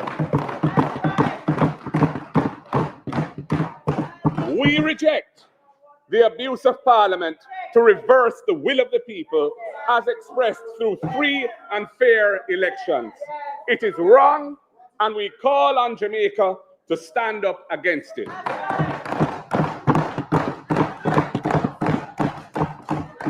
As my colleague, Mr. Speaker, as my colleague, Member of Parliament for South St. Catherine has said, this legislation is gerrymandering legislation. What is gerrymandering? It means shifting up electoral boundaries to keep your supporters in and or to move the other side supporters out. And that is exactly what is happening here. The principal objective of this legislation is to recast existing constituency boundaries of 2 seats to provide a political advantage to the Jamaica Labour Party. That member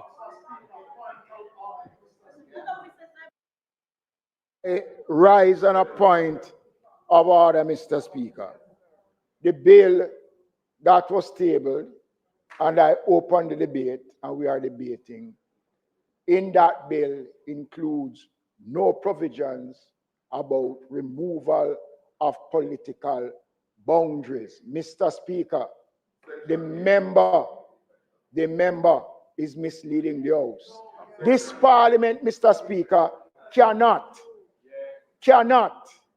alter or create political boundaries. We are creating a parish boundary, Mr. Speaker. We are creating a parish, and they must stop, Mr. Speaker.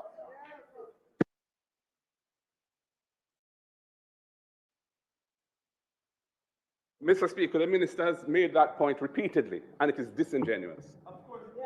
Under our constitution, constituencies cannot straddle parish boundaries. And when you configure parish boundaries, as this bill does, running through the middle of existing constituencies, you are ipso facto reconfiguring the constituency boundaries.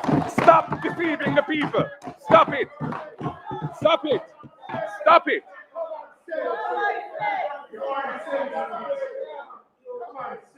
Mr. Speaker, I repeat, the principal objective of this legislation is to recast the existing constituency boundaries of 2 seats to provide a political advantage to the JLP. This is flagrant gerrymandering and is an abuse of the democratic process of this Parliament. Mr. Speaker, this bill creates new parish boundaries that are not aligned with the current constituency boundaries in East Central St. Catherine and South St. Catherine, 2 seats. This departs from a decision that had already been agreed by both sides for the boundaries of the city municipality of Portmore to be aligned with the boundaries of the 3 constituencies that together comprise Portmore. The government departing from that position without the input or approval of the Electoral Commission of Jamaica is thereby departing from the convention that electoral boundary adjustments are to emanate from the consensus within the ECJ and then accepted by Parliament without debate or demur. Mr. Speaker, the convention that decisions on political boundaries are shifted away from the governing party of the day and instead vested in a well-structured specialist entity, formerly called the Electoral Advisory Committee, and now, under law, the Electoral Commission of Jamaica, has been an important contributor to the elimination of the scourge of political violence that had plagued Jamaica for decades and culminated in nearly 1,000 Jamaicans being killed in the lead up to the 1980 general elections. Mr. Speaker, Jamaica has come to be admired internationally for having developed a homegrown model for dealing with these politically sensitive issues via that well-designed structure that ensures expertise, independence, and consensus, and thereby reduces tensions and mitigates the risks of political violence. To depart from this convention will create a highly undesirable and unnecessary political schism, taking the country back to conditions from which Jamaica had happily departed and should never return. So, Mr. Speaker, we say shame on this JLP administration for taking Jamaica's political practice back to those dark days from whence we came. We absolutely abhor this flagrant violation of the well-established convention that has saved Jamaica so well since the 1980s. We abhor the emasculation of the central role of the Electoral Commission of Jamaica in setting constituency and divisional boundaries so that the government of the day cannot do precisely what this government is intent on doing here. The parish boundary for Portmore will run through East Central St. Catherine and run through South St. Catherine, excluding from the parish of Portmore several communities that are now part of those constituencies. Those communities will be politically marooned, no longer represented by their current elected MPs, but not represented by any other MPs either. So clearly, a major realignment of constituency boundaries will be required. That is the effect of this legislation. And Mr. Speaker, for this sensitive process to be preempted by the JP government pushing through this bill for political advantage is a backward and retrograde step. And we strongly object to it, and we will not support it. Mr. Speaker, Portmore has developed into a major residential and commercial center. It was not developed as a parish. There is no discernible benefit that this legislation brings the people of Portmore. They have not presented one tangible benefit to the people from this scheme of theirs. As a parish,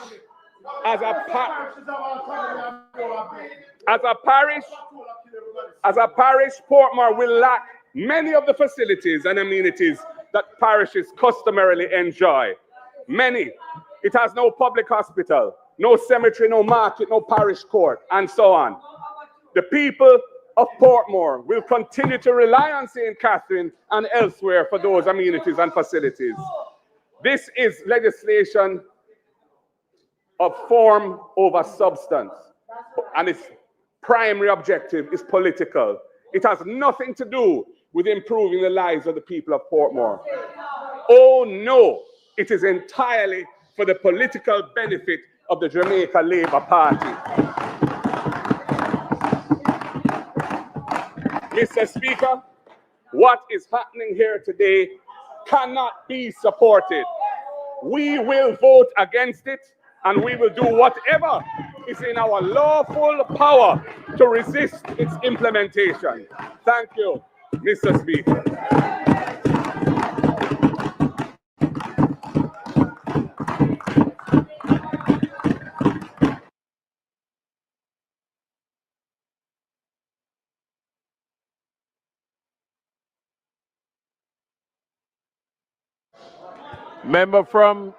The member from Southwestern St. Catherine. Mr. Speaker, it is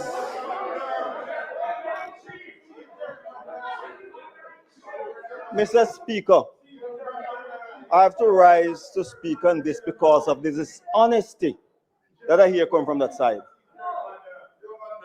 Prior to 2016, while D.K. Duncan was on the Electoral Commission, Fitz Jackson, don't hear me say. Member. All right. Please.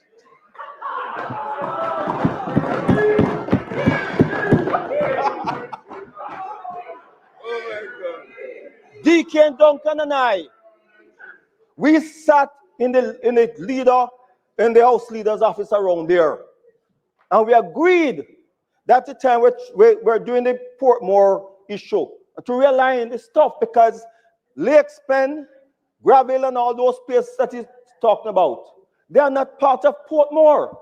Their address is Spanish Town, PO. And what we brought and we looked at is that those areas have a mayor from Spanish Town. The Electoral Commission messed up that area by placing them still in East Central and South St. Catherine. When I brought it, you also sat with us in St. Catherine to determine the boundaries of the parish. And after it was done, he's so dishonest. He was the chairman for the PMP side, while I was the chairman at the JLP side for the St. Catherine Boundary Commission. And we agreed. And he now come here with this rubbish. They made a mistake by leaving Lakes Pen, Lime Tree Grove, when called the Quarry, I look a point out in Spanish Town and Grange Lane and Portmore should not have been. Then we sat with D.K. Duncan in the office around there, and we agreed.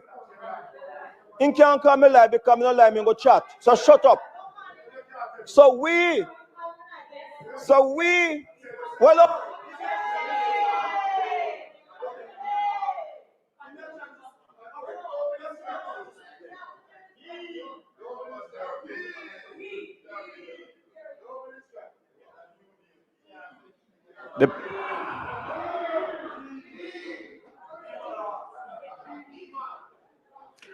The member from St. Catherine Southwestern, you had the mic to make your presentation. I will ask of you to desist from using words, phrases, or terms that can be deemed derogative. And so I'm going to ask you at this point to withdraw such remark and continue with your presentation. But Mr. Speaker, my presentations I say a lot of stuff. So exactly which remarks are you asking me to withdraw? The remark, member, the remark that you made in between your presentation when you point at a member across the floor telling them to shut up. I understand, Mr. Speaker. I won't tell him to shut up. I just asked him to just give me a chance to speak. Mr. Speaker, as I said, we met across there. We agreed that Portmore will straddle the toll road. So anything north of the toll road will be a part of St. Catherine. We agreed on that. During the sitting of the House, Arnold Brown came in, and when they discussed with Arnold Brown, he said, no, it can't happen. And that's why it did not happen at the time. That's why it did not happen. Because Arnold Brown vetoed him and DK Duncan. That's why it didn't happen. Now, the boundary they're talking about, and talk about ECJ and E8, what have you, EC, what have you. The boundary in 2016, when we started, it was drawn and prepared by Electoral Office of Jamaica. At the bottom of the page, it says, prepared by the Electoral Office of Jamaica, before we have the first joint meeting. The only difference and change is that the Planning Institute and those planners extend that boundary to take in the back of Felsha, come down to Goat Island. But the map, the drawing was done by them, and he knows it. He knows it. And at the end of the page of the drawing, of the map, it says, prepared by Electoral Office of Jamaica.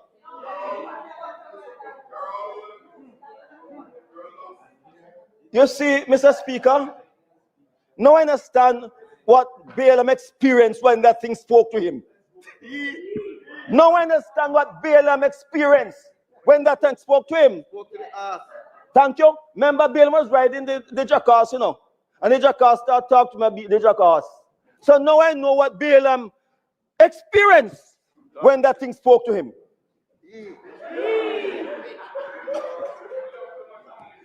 Mr. Speaker, I stand here to show the hypocrisy on that side. That this is coming a long way. It's not just now where it started. It started long ago, from 2016. From 2016. And as I said, Mr. Speaker, the issue with Balaam come alive today in the House.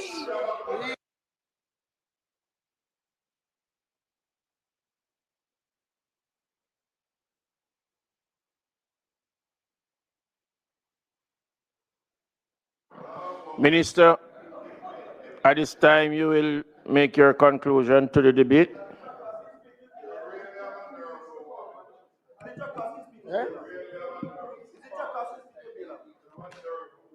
Mr. Speaker,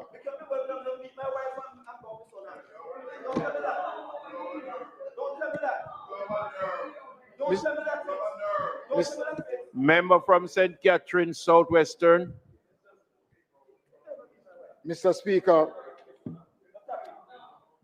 I want to thank the members who participated in this historical debate. But you know, Mr. Speaker, I have to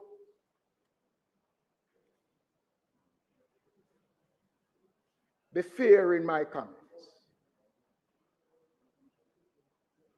You know, every time that something progressive is to be done in this country, the PNP oppose the progressive movement in this country. I want to take you back. You listen. I want to take you back, Mr. Speaker, because since they have allowed the debate, to disintegrate into a political fiasco, because they don't have any arguments to put forward to deny the people of Portmore that right. You know, Mr. Speaker, we talk about Marcus Messiah Garvey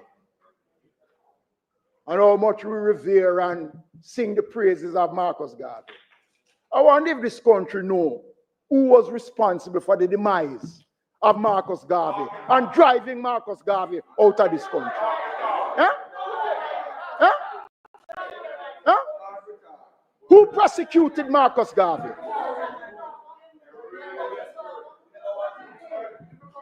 When Edward Seaga brought the returns of Marcus Garvey back to Jamaica, the opposition at the time demonstrated. Mr. Speaker, this country, every time something progressive is to be done, you go back to 1962, when we were a member of the West Indies Federation. The PNP opposed Jamaica leaving the West Indies Federation to become an independent nation. Huh? Again, the country had to go to a referendum because the PNP opposed to something that would move Jamaica forward. Go to 1965, 64, 65, when the late Lyndon Glaston Newland and the Jamaica Labour Party government introduced the National Insurance Scheme.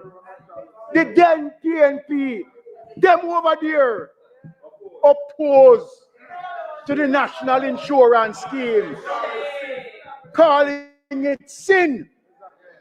And today, the National Insurance Scheme is one of the greatest social programs ever introduced in this country. So, Mr. Speaker, I am not surprised. I am not surprised of the pushback that we're getting from the PNP. Huh? In the 60s, when Edward Seaga announced the construction of Independence City, you hear what they say? Yeah, in my build swamp to put people to live in it. Right? And now they're coming to claim. They can't point to one single improvement that they have done in Portmore. Not one.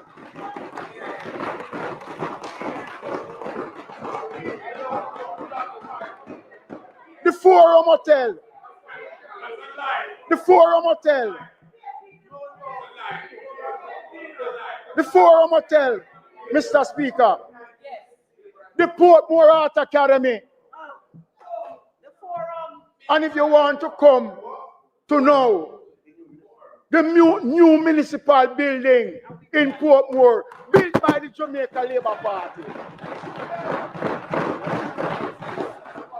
Mr. Speaker, this bill, yes, yeah, but we never had the vision to build it.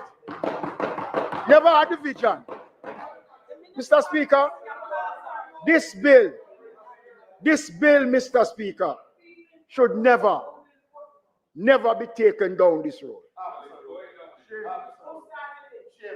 Should never, Mr. Speaker. Mr. Speaker, the people of Portmore, without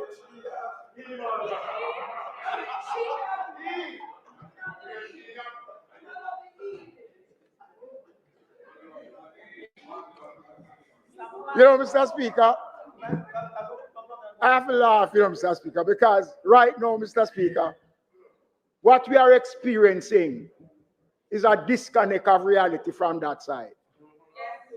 They're out of touch.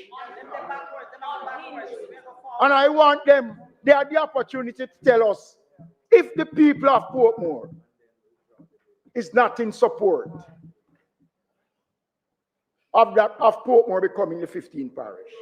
I want to say, Mr. Speaker, despite all the mischiefs that have been made, well, remember, you do have luck with referendum, you know. You do have luck with referendum. Right? You don't have luck with referendum.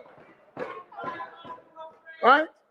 So, Mr. Speaker, all I want to say in closing this debate, because the argument done. Mr. Speaker, the administration of Dr. Prime Minister Andrew Holness is implementing its commitment to build Jamaica, build communities. Today, we are building up Portmore, the largest community in the Caribbean, into a parish. In doing so, we are giving the people of Portmore the respect that is due to them. We're giving them economic opportunities. We're providing that hope that was promised to them in 2020. The prosperity is now beginning to happen. We should not allow those who have destroyed the foundation of this country to derail Portmore in becoming the 15th parish of Jamaica.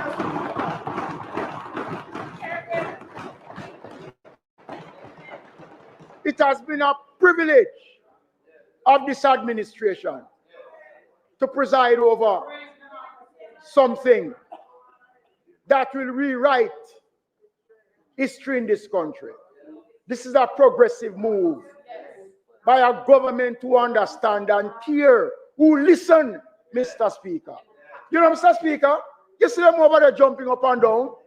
It's not that they don't want Portmore to become the 15th parish, but they want them to be the one who do it. They don't have the courage to do it.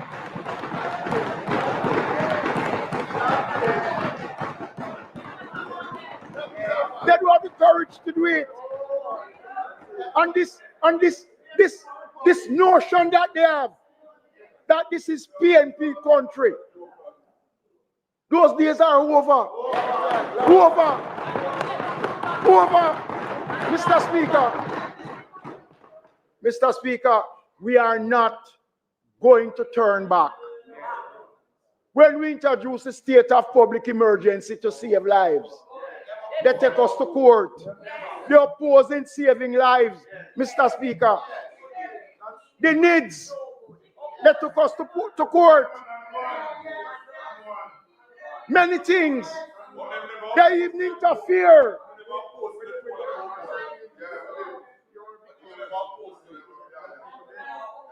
So, Mr. Speaker, in closing, I urge Jamaicans not to listen to the mischief, the misinformation, the propaganda that is being spread by them over there. I urge them in their heart, allow your conscience to speak for you. When time comes to vote, quietly raise your hand and say yes. Don't follow. It don't suit them. Mr. Speaker, I move that the bill, the Counties and Parishes Amendment Act, to declare the city municipality of Portmore the 15th parish of Jamaica, and for connecting matters 2025, to be read graciously a third time. A second time. To be read a second time. The question is that the bill A second time. The question is that the bill be read a second time. Those in favor? Clerk.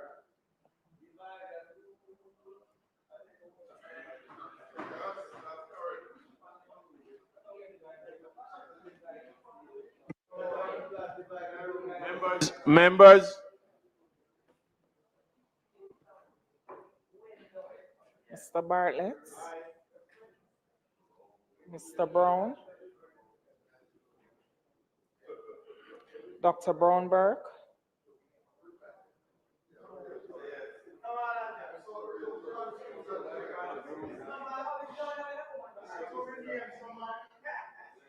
Dr. Chang. Dr. Charles.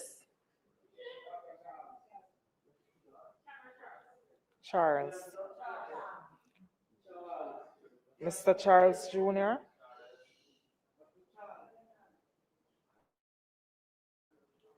Mr. Chin, Mr. Chuck,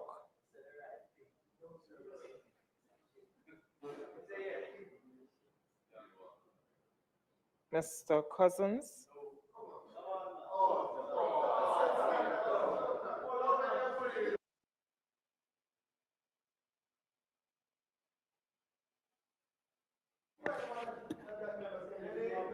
Miss Crawford, Miss Crawford, absent. Mrs. Cuthbert Flynn, Miss Daly, Mrs. Dalrymple Filbert, Mr. Davis, Miss Davis, Dr. Dunn, Mr. Golding, Mr. Graham, Miss Grange, Mr. Green, Dr. Guy, Miss Hamilton, Miss Hannah, Mr. Enriquez, Mr. Henry, Dr. Holness, Mr. Hutchinson, Mr. Hilton, Mr. Jackson, Mr. Lawrence, Miss Lee, Mrs. Malahoo Fort, Mr. Main, Mr. Mackenzie, Mr. Miller, Miss Morrison, Mr. Montague,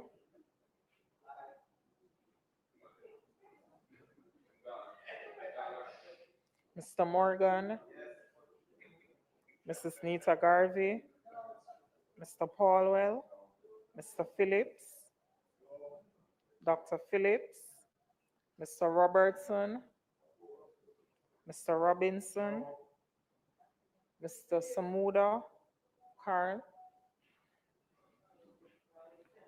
Mr. Matthew Samuda, Mr. Shaw, Mr. Siblis, Mr. Slowly, Mr. Smith, Mr. Terrelong, Dr. Tufton, Mrs. Vaz, Mr. Vaz, Mr. Warmington, Dr. Wheatley, Mr. Williams, Mrs. Williams, Mr. Wilson, Mr. Witter, and Mr. Wright.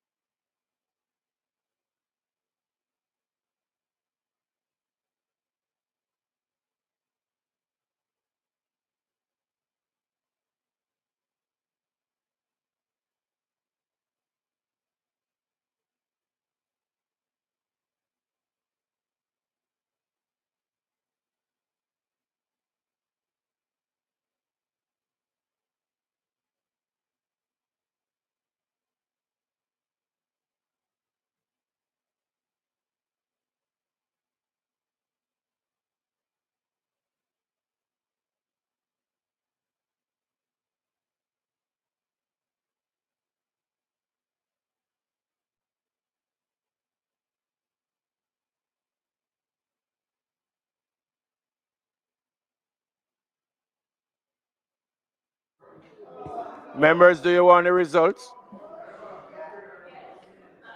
We had asked for the bill to be read a second time and there was a divide. Ayes 28, noes 10, 0 to decline, and 24 absent. The ayes have it.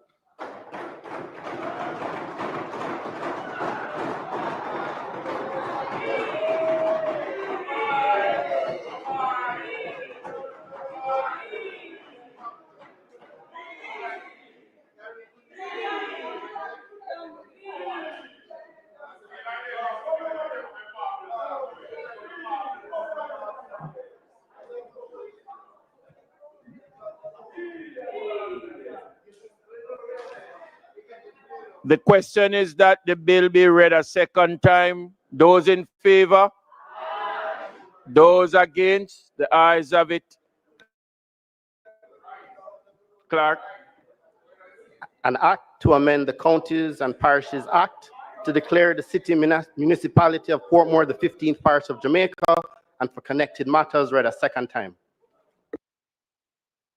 The House will now resolve itself into a committee of the whole House to consider the bill clause by clause.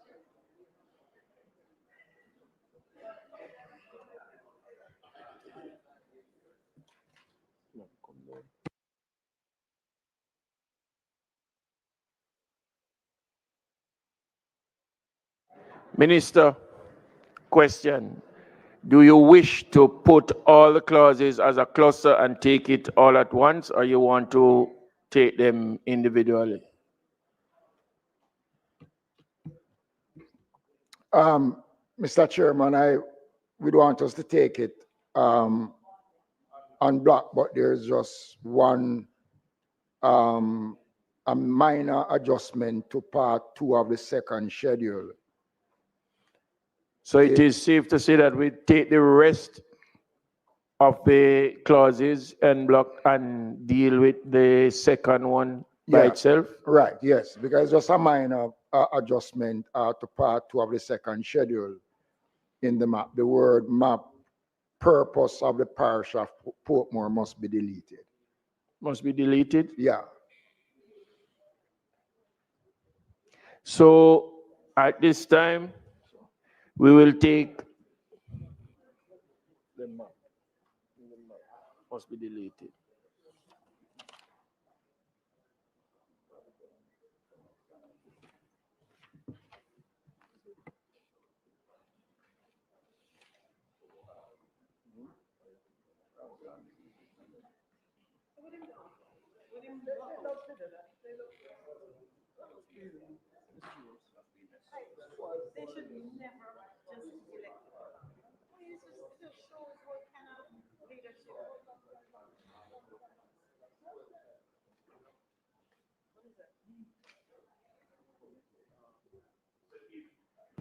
So in the bill, if you look at where the page where the map appears, the title should be deleted.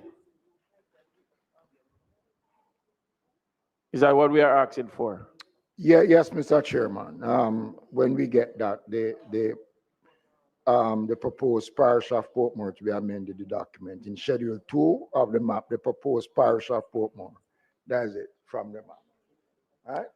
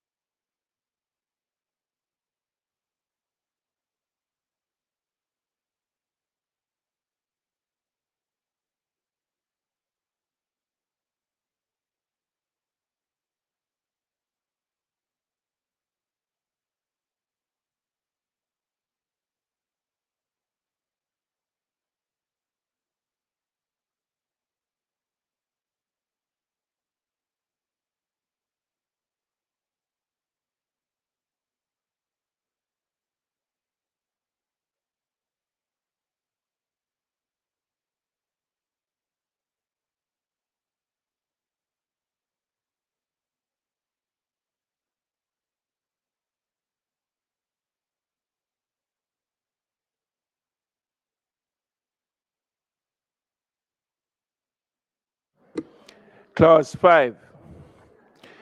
Part 2, it reads map of parish of Portmore. That is to be deleted.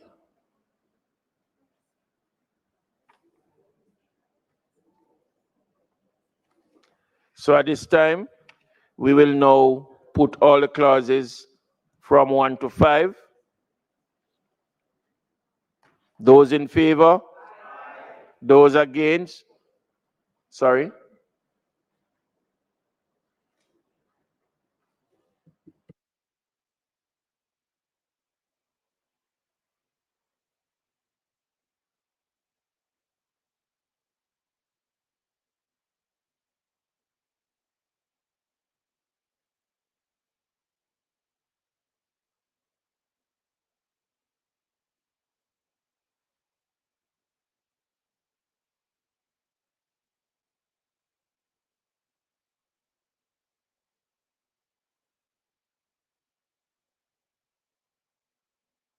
Minister, you wish to speak?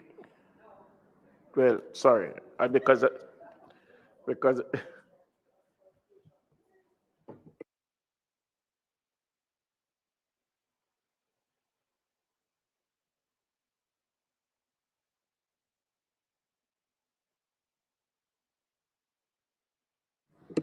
so we now put clauses 1 through to 9.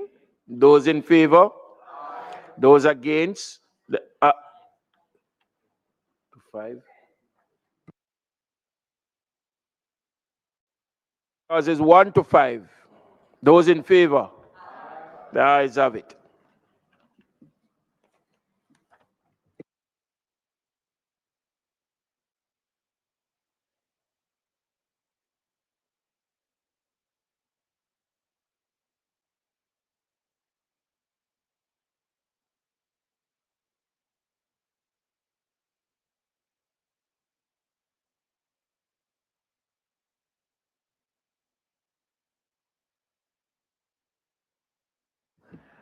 I now put the title and enacting clause to the floor. Those in favor?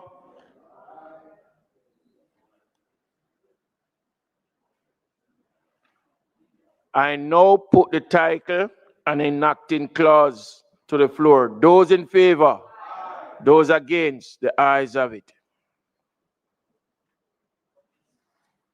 The question is that I do report the bill as having passed committee stage with one amendment.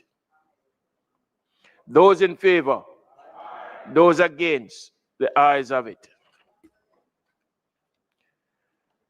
I do report the bill as having passed committee stage with one amendment. Minister.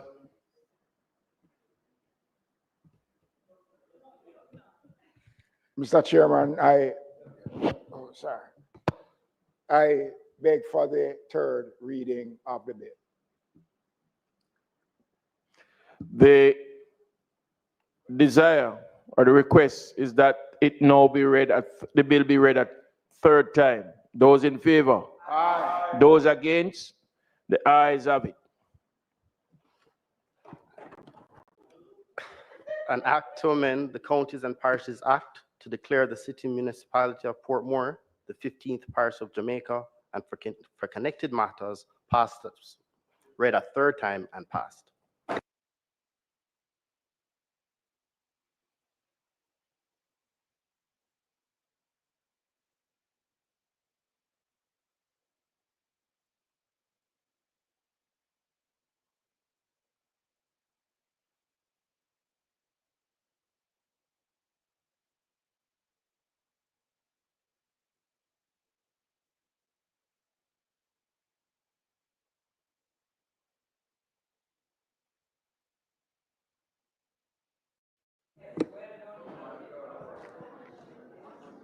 House Leader.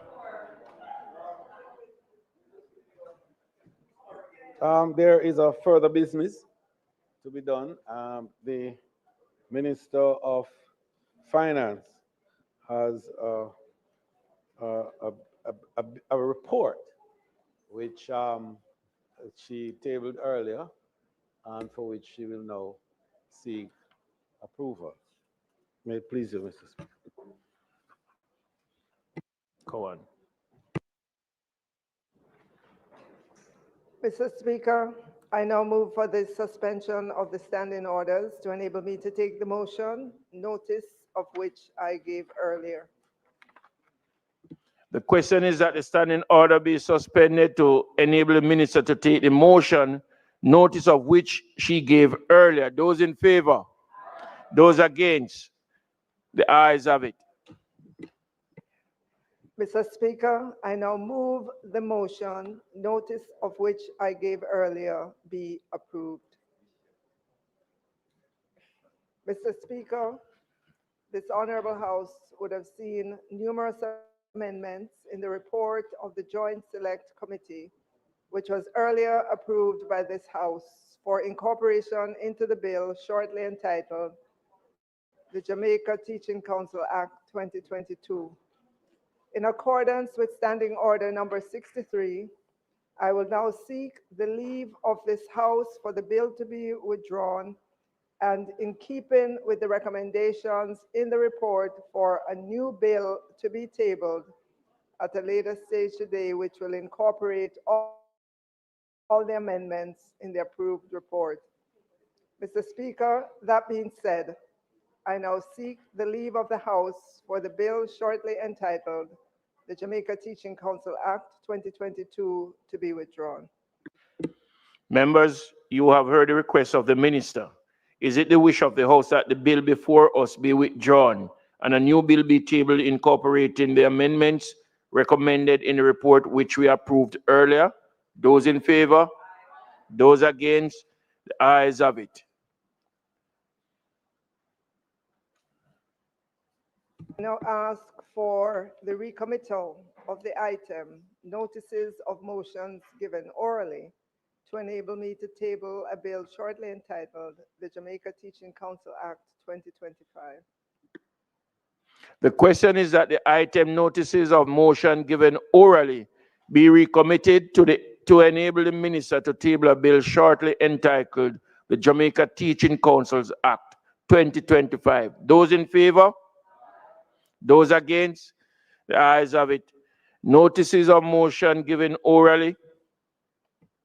Mr. Speaker, I beg to give notice that at the next meeting of the House, I will move to introduce and have read a first time a bill shortly entitled the Jamaica Teaching Council Act 2025. House Leader. Mr. Speaker, earlier you would have recalled I began giving notice of the motion regarding the carryover resolution. I now beg to give notice that at the next meeting of the House, I will move the following motion. Be it resolved, with reference to the sessional select, joint select, and select committees which are appointed in the current session of Parliament, and where these committees have not completed their deliberations, that in the new session of a Parliament, this Honourable House will be empowered to enable these committees to proceed with the issues referred to them from the stage reached before prorogation. Be it further resolved that the composition of all these committees remain unchanged, except where necessary by further motion taken and approved by this Honourable House. And be it further resolved, with reference to the matters identified below, which are included in the order of business in the session of Parliament, but for which deliberations have not been completed, that in the new session of the Parliament, the House be empowered to proceed with them from the stage reached before prorogation. And these are they: the Financial Investigation Division Amendment Act 2024, 2, the Representation of the People's Act Amendment 2024, the Constitution Amendment Republic Act 2024, the Partnership General Forms Regulations 2021, the Public Procurement Amendment Act 2025, the Tax Administration Jamaica Amendment Act 2025, the Bretton Woods Agreement Amendment Act 2025, the Jamaica Teachers Council Act 2025, the Act to repeal the Leprosy Act, an Act to amend the Independent Commission of Investigations Act and for connected purposes. Report of the Joint Select Committee appointed to consider and report on the bills shortly entitled the Criminal Justice Amendment Administration Act 2023, the Offenses Against a Person Amendment Act 2023, and the Child Care and Protection Amendment Act of 2023. 12, the Trademark Amendment Act, number 2, Rules 24, the Trademark Regulation of Agents, Rules 2024, private members' motions 1, 2, 3, 4, 5, 6, 7, 8, 10, 12, 13, 14, 16, 17, 23, 24, 25, 26, 27, 28, 29, 30, 31, 32, 33, 34, 35, 36, and 37. Madam Speaker, Mr. Speaker, I further beg to give notice that at a later stage today, I will move for the suspension of the standing orders to enable me to take this motion. Public business.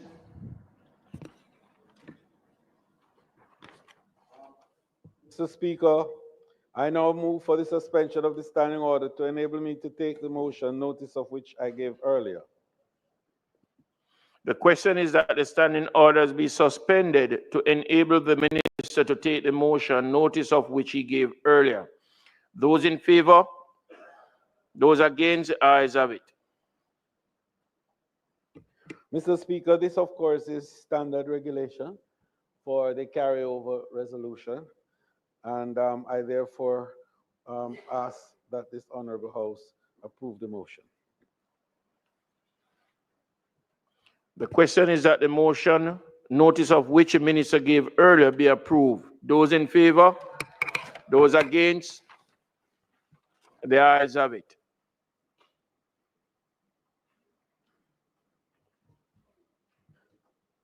Wow, Mr. Speaker, it is not intended to do any further business today. And on the motion of adjournment, I'd like to indicate to this Honorable House that this adjournment would be immediately preceded by, in fact, the prorogation of this Honorable House, which is intended to be based on the Governor General's declaration, February 12th at 12:01 a.m. And that will be followed by, of course, the ceremonial opening of the House, which will be on Thursday the 13th at 11 a.m. at George William Gordon House. Having provided those information, Mr. Speaker, I now invite you to adjourn this Honorable House sine die. The request is on the floor. Those in favor? Those against? Ayes have it. At this time, the House stands adjourned. Sine die.